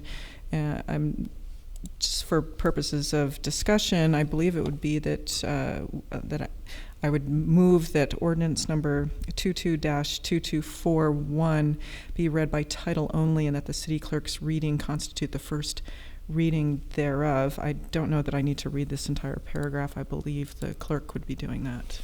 Is that right? Okay. Councilmember Wei. I'll second it. Great. Any other comment or discussion? Councilmember Willie? Yeah, I'll just say that anything that moves things forward in terms of community engagement, community involvement, I support. And if the Arts and Cultural Commission will do a better job of conveying what this commission is all about and potential community residents that would then, oh, maybe I'd like to be on that, then I think it's a good thing. So I don't see any drawback, so I'll support it. Thank you. Councilmember Wei. I just want to make one comment because when I was reading this ordinance, I was a little confused because number 7, 19.102.040 talks about outdoor lighting requirements. So I thought it was like maybe a mistake, copy and paste. But then the staff advised me that there is one place that they need to change the Fine Arts Commission to the Arts and Culture Commission. I just want to clarify that. Thanks, staff, for letting me know that. Okay, thank you. Any other comment? I do have a question on, so the ordinance only makes the name change, and then there is, so in the powers and functions, basically, rather than fine arts, it's all changed to arts and culture. So we don't need any other additional functions for this committee, right? And I see that a lot of these other cities, they have public art commission. And for us, public art is not specifically mentioned in the commission name or in the powers and functions. Or did I miss any?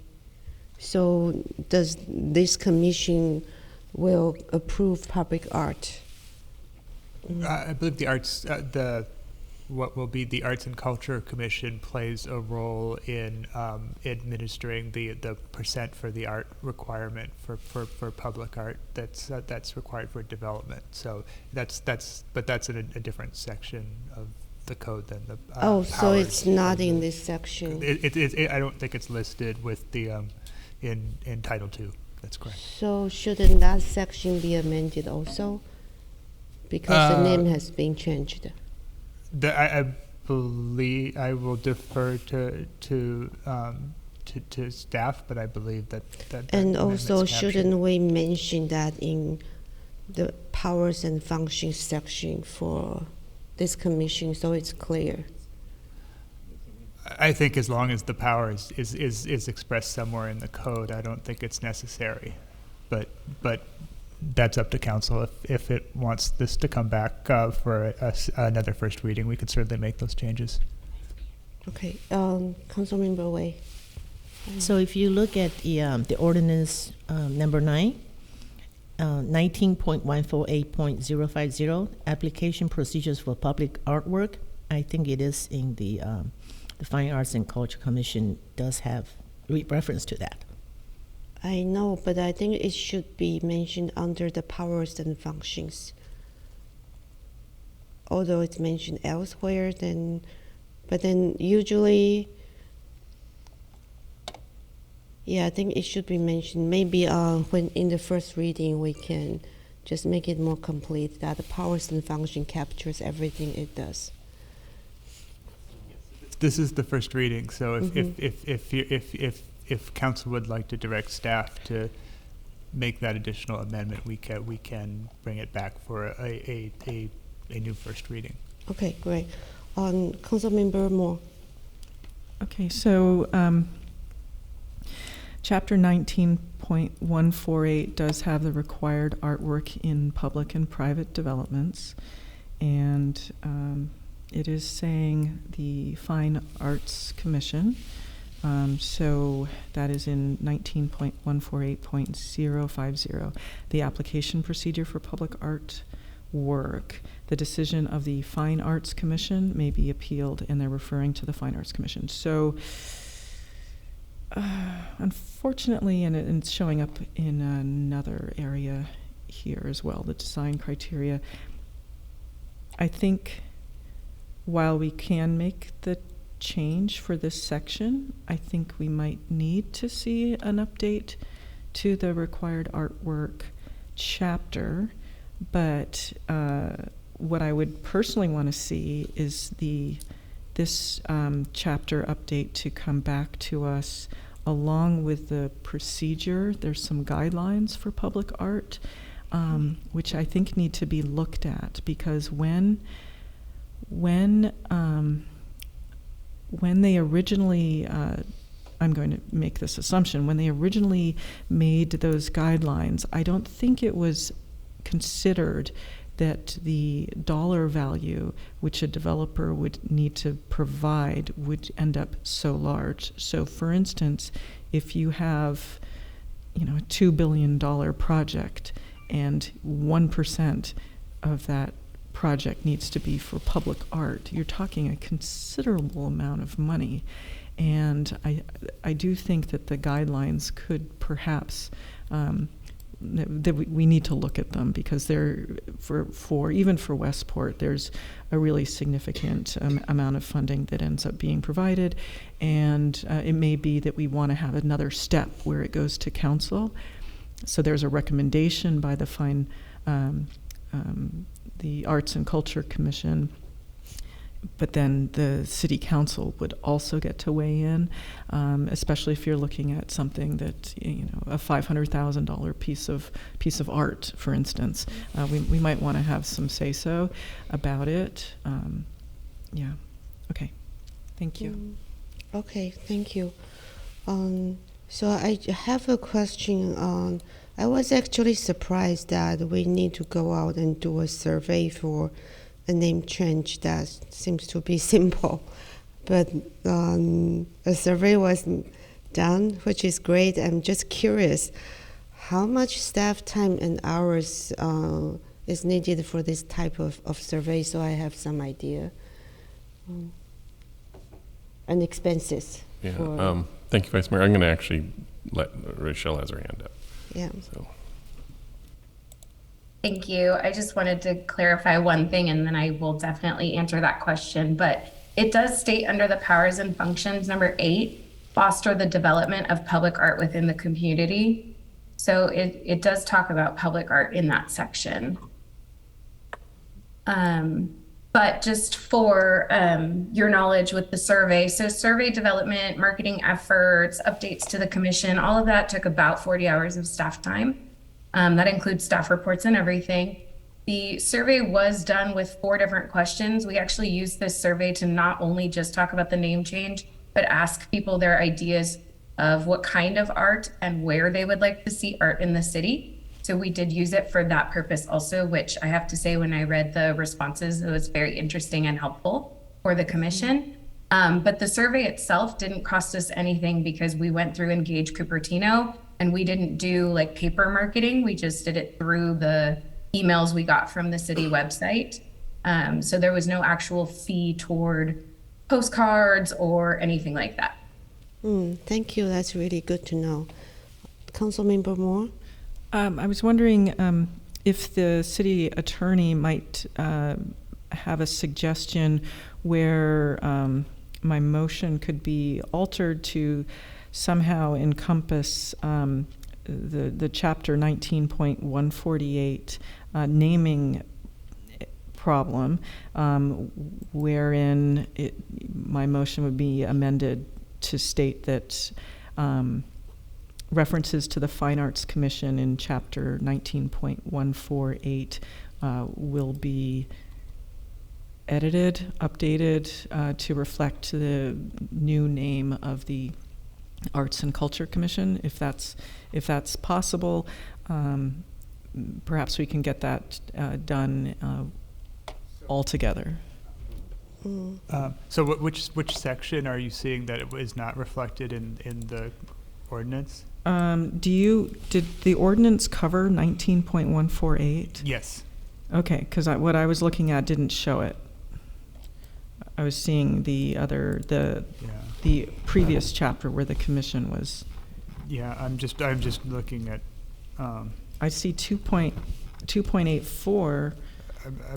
I'm looking at attachment C to the agenda packet, which is a black-line version of the ordinance, and it shows Okay. edits to 19-148, 030, 050, 060, 090, and 090. Okay, That's it. excellent. Okay, so I'm in attachment A.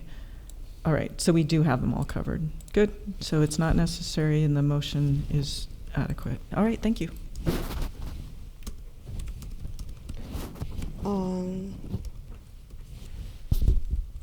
Okay, so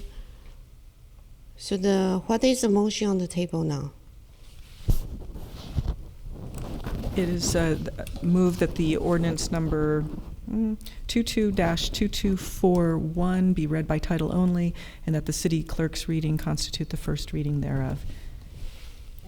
So we're moving the recommended action. Yes. So that's And we the have a recommended second. action. Yeah. But I think I was trying to make an amendment to update the section about powers and functions, because I don't think number 8, foster the development of public art within the community, accurately capture the roles of this commission, since they do approve public art and review the application of public art. So should we, but I think Councilmember Moore would also like make some additional recommendation that for a larger amount of public art budget, the Fine Art Commission should not just approve, they should be making a recommendation to the council, right? That would be, thank you, Vice Mayor. That would be a future agenda item to look at the policy, the guidelines that we have with regards to the selection of art, and then we can have it requires a bit of discussion. Okay, Yeah. so could I still make a friendly amendment so that at least the powers and functions are consistent with other sections of the municipal code? So this section captures what the other section says that this commission would do in the next, when it comes back for second reading. Well, so I know we would have, if we were going to amend the ordinance, we would have to bring it back for another first reading. So, so I'm not sure if Councilmember Moore could craft, a motion that incorporates your friendly amendment that makes sense. But I'll leave that to her. I mean, but you do have the option of making a substitute motion as well. Okay. So, Councilmember Moore. Okay, so Vice Mayor, I'm not sure I quite understand, but you're looking at 2.80.080 powers and functions, and I would think that you're trying to encapsulate the culture item. So it could be that where it says fine arts, that it is like for B1, act as a catalyst for the promotion of fine arts. There you go. Simple. Well, no. I mean, we want to keep, arts and culture. I'm concerned that one of the very important function of Fine Art Commission is to review public art and approve them. But here it's mentioned in number 8 that it will foster the development of public art within the community, which doesn't really reflect the legal requirement of approving public art, and which is mentioned in other sections of the municipal code, that they actually review applications of public art. Yeah. It's included in there. It is in there, Vice Mayor. In the powers and functions section. It is included. Which item? I'm not sure which section are you referring to, Councilmember Way? Vice Mayor is thinking there's no public guidelines, but it is in the. Which parts? It's in other part of the municipal code. But it's in So- other part of the ordinance, not. No. What I mean is the powers and functions section of this commission did not capture the role of this commission. It does, if you go down. Where? I can't move yours because Oh. Okay. So you want to go down? yeah, 19.148. If it's different section, that's different section. Yes, all I don't. Everything's open. No. I think if it's in a different section of the municipal code, it should be captured in powers and functions. Otherwise, we are giving them extra powers and functions that's not mentioned in the powers and functions. Then it's not consistent. The municipal code is not consistent then. That's my point. Yeah. I mean, I don't think it would be any inconsistency in the municipal code, but it's up to council to decide whether it wants to direct staff to make additional amendments to chapter Because 2.8. I think a public member or a future commissioner would be reading a Fine Art Commission page, and they usually will be directed to the powers and functions to understand what this commission does. And then they would read this and did not realize there are some extra functions that's not mentioned here. Well, I think what would happen in practice is that there would be a public art proposal, and that would come to the commission, and they would review it, and they would it would be put on the agenda by staff because it's a legal requirement for the commission to perform. But again, this is totally within council's discretion, and I think there's a motion and a second on the table, and it's sort of. So, Councilmember Moore, do you think that we should make it clear what the powers and functions cover, the legal requirement on public art? Vice Mayor, if I may. Yeah. Just and you guys can do what you want to do, but just as a suggestion is to approve and adopt what it is tonight, and then have staff come back later with the items that you're talking about and do an update, so we can do more research into it. So, okay. So, Vice Mayor, I think the language is vague enough that it allows for the public art selection chapter.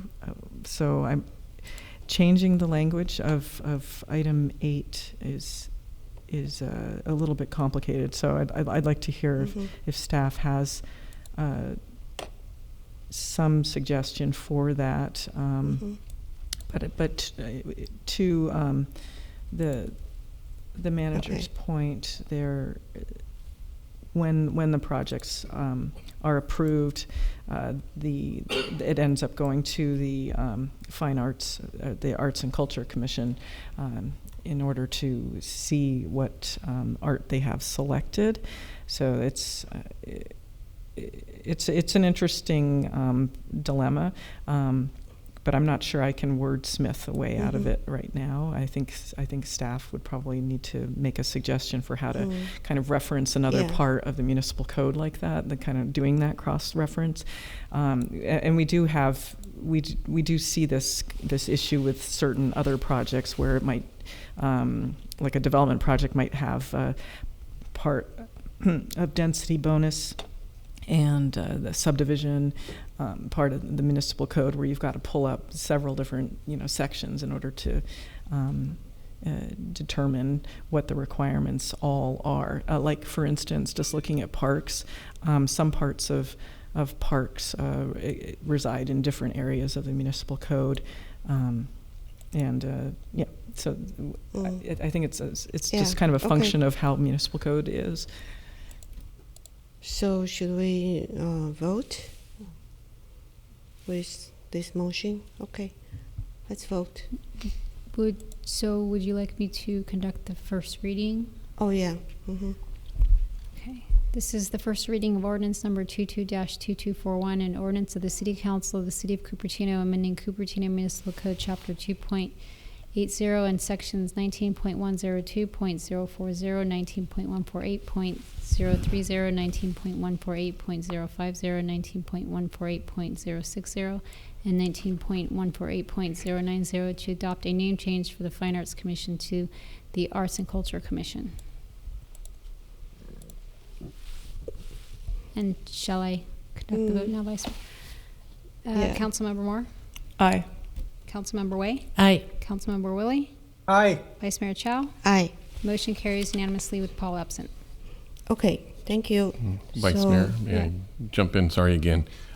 Given the time Mhm. and this item, though it's not large, we do not have a very full agenda for the July 7th meeting. So my Mhm. recommendation would be just don't start this yet, postpone it to the 7th, and that would help at least put some more in there, and then you guys can finish up with any council comments. Just a suggestion. Okay, thank you.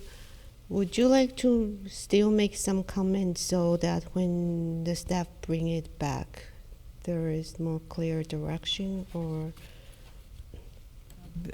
Thank you, Vice Mayor. My concern is that when I read this item, 22, we only have 3 members on the Environmental Review Committee, and my expectation, perhaps it was incorrect, was that we would have a 5-member committee with, I thought it would perhaps be 3 members, 2 of council, 1 of planning commission, and 2 staff members. So you can bring it back and have that discussion. But it would be great if we could have just a moment to talk about the future agenda items. And, Okay. And table or move that we bring this back to the that would be the next special city council meeting. Yeah, okay. Are you making that motion? I just made that motion Okay. that we move item 22 I'll to the next. second it. Excellent. Let's just vote. Councilmember Moore? Aye. Councilmember Way? Aye. Councilmember Willie? Aye. Vice Mayor Chow? Aye. Motion carries unanimously with Paul absent. Okay, so now we go to the council staff comments and future agenda items. Councilmember Moore. I would like to see the public art guidelines brought to council for discussion, especially given we've got larger projects which are generating a lot more public art funding than we perhaps had anticipated. There used to be a $100,000 cap, and now you can very foreseeably end up with $300,000 or more going into a public art fund. And so I would like to have that come back to council. And then we had the chamber items, which you had encapsulated very well earlier, that I would like to see that come back as well. Okay, I see Councilmember Willie's hand up. So I'm wondering if we need a agenda item. We had the emails from the resident that wants to divide their lot and do a flag shape, for which they were being denied. Has that been resolved? I mean, I did send emails a couple times back and forth with them. I think other councilmen did too. If it has not been resolved as to whether flag lots are allowed in terms of lot split for SB 9, then I think it needs to come back as a study item for us. That won't be coming back as a study item. It will be coming back as a permanent ordinance to replace the interim SB 9 ordinance. And one of the things that we will look at is whether, the current ordinance per council direction does restrict flag lots on wider lots, and then requires flag lots on certain other lots. We could offer the council the option of including more flexibility in the permanent ordinance. So that will be coming back. The goal is to bring it back soon, certainly this year. So the question that I would still have, I mean, we have somebody that's in limbo if it hasn't been resolved, but I'm thinking they can come and present and request, okay, they get denied by staff, they would then go to the planning commission, which may approve it, or if the planning commission were not to approve it, then they could appeal to the city council. Am I correct? I don't want to give them incorrect advice. Am I correct? No, that's not correct, because they're seeking a Okay. ministerial approval. I'm happy to discuss this more with you offline, Councilmember Willie. I don't want to get into too long of a discussion of it in this No, I context. just want to know what I should be telling them about, moving forward with their project. So, okay, Yeah, happy to discuss with you, yeah. okay. Okay, thank you. Actually, I would like to make the request that I've made before, that is we should have a discretionary approval procedure for lot split and or duplex, that for projects that do not satisfy SB 9 ordinance that the city consider, because SB 9 does require a ministerial approval without any appeal and without any public hearing. So I think that should be restrictive, but then at the same time, we should allow discretionary approval, like flag lot. It's complicated. I am concerned if we do allow that under the SB 9 streamlined process. So will we be able to consider a discretionary approval process together with SB 9 when it comes back? Yeah, well, we do have a discretionary approval process for all sorts of subdivisions. I think, and again, I'm happy to discuss this offline. It's not Okay. the lack of a process, it would be the development standards that inhibit the use of that process. That's So, good to know. yeah. If that process can be made more clear so the public know what to do, that would be great. Thank you. Yeah, so I'm happy to discuss that with you further. And then I'd like to restate that I hope we can clarify the powers and functions section for the fine arts, for the Arts and Culture Commission, so that it captures everything it does. That way the public doesn't have to go around, and the future commissioners don't have to go around and find what exactly this commission does. And then also I want to just to reshare what Councilmember Moore mentioned, that the future agenda item regarding a study session for Chamber of Commerce item, and similar and other things that I mentioned, that information about similar invoices without contracts, so we get more clarity on this, or even evergreen contract. Thank you. And I second the Councilmember Moore's request for agenda item for the public art guideline. And I think other cities even have public art master plans, so when we consider that, I hope to also possibly have information. I think Sunnyvale, Palo Alto, San Jose all have public art master plan, and that's something which is worth looking into. Thank you. Councilmember Moore. Okay. Thank you, Vice Mayor. So going back to the chamber item, there were a couple of other things that were curious. One was that we had a staff member who was reserving Community Hall and signing the waiver for it, the liability waiver, it looked like.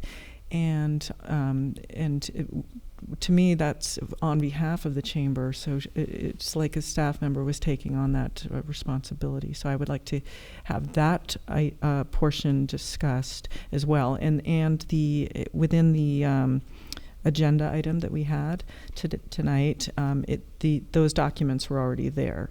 We just really couldn't talk about it because it was with regards to the accounts payable. So I'd like to have that, the policy to be explained, because that didn't look right to me. And also we would need staff or want staff to find the contract for the I Love Cupertino website. What were the expectations that the city had? There was a document provided, which was, I believe, provided by the chamber, which had some dollar amounts for monthly fees, which looked like those had been exceeded. And then, as I mentioned previously, I provided the invoices, and the invoices are unclear. There's units multiplied by a dollar amount, but you don't know what they are, and then they end up exceeding what the chamber had presented. So there's the question of what was the expectation with that, and then I'd like to hear probably from someone from IT for why the city would give money to the chamber to build a website when we have an IT department more than capable of having a website built. So I'd like to understand what the policies are around all of that. So if we could add a few more points to it, and then since we're bringing it all up, we'll be able to discuss all of these aspects.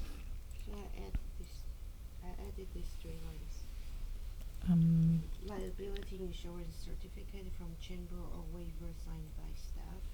And I Love Cupertino contract. Oh, my speaker was not up. Liability insurance certificate from chamber or waiver signed by staff. I Love Cupertino contract and subscription. And itemize the expenses and why the IT department did not help build the website. Okay. The rest are the same as what I shared earlier. Right. Okay. Thank you, Vice Mayor. I did want to make a comment about an item. I just want to express my appreciation for staff providing an extensive amount of information regarding the Blackberry Farm contracts. It was on consent, but so they did a great amount of research, and I just want to express my appreciation about that. Yeah, actually, so many items today is extremely high quality with extensive research for Historical Society too, and many other items. So really thank the staff.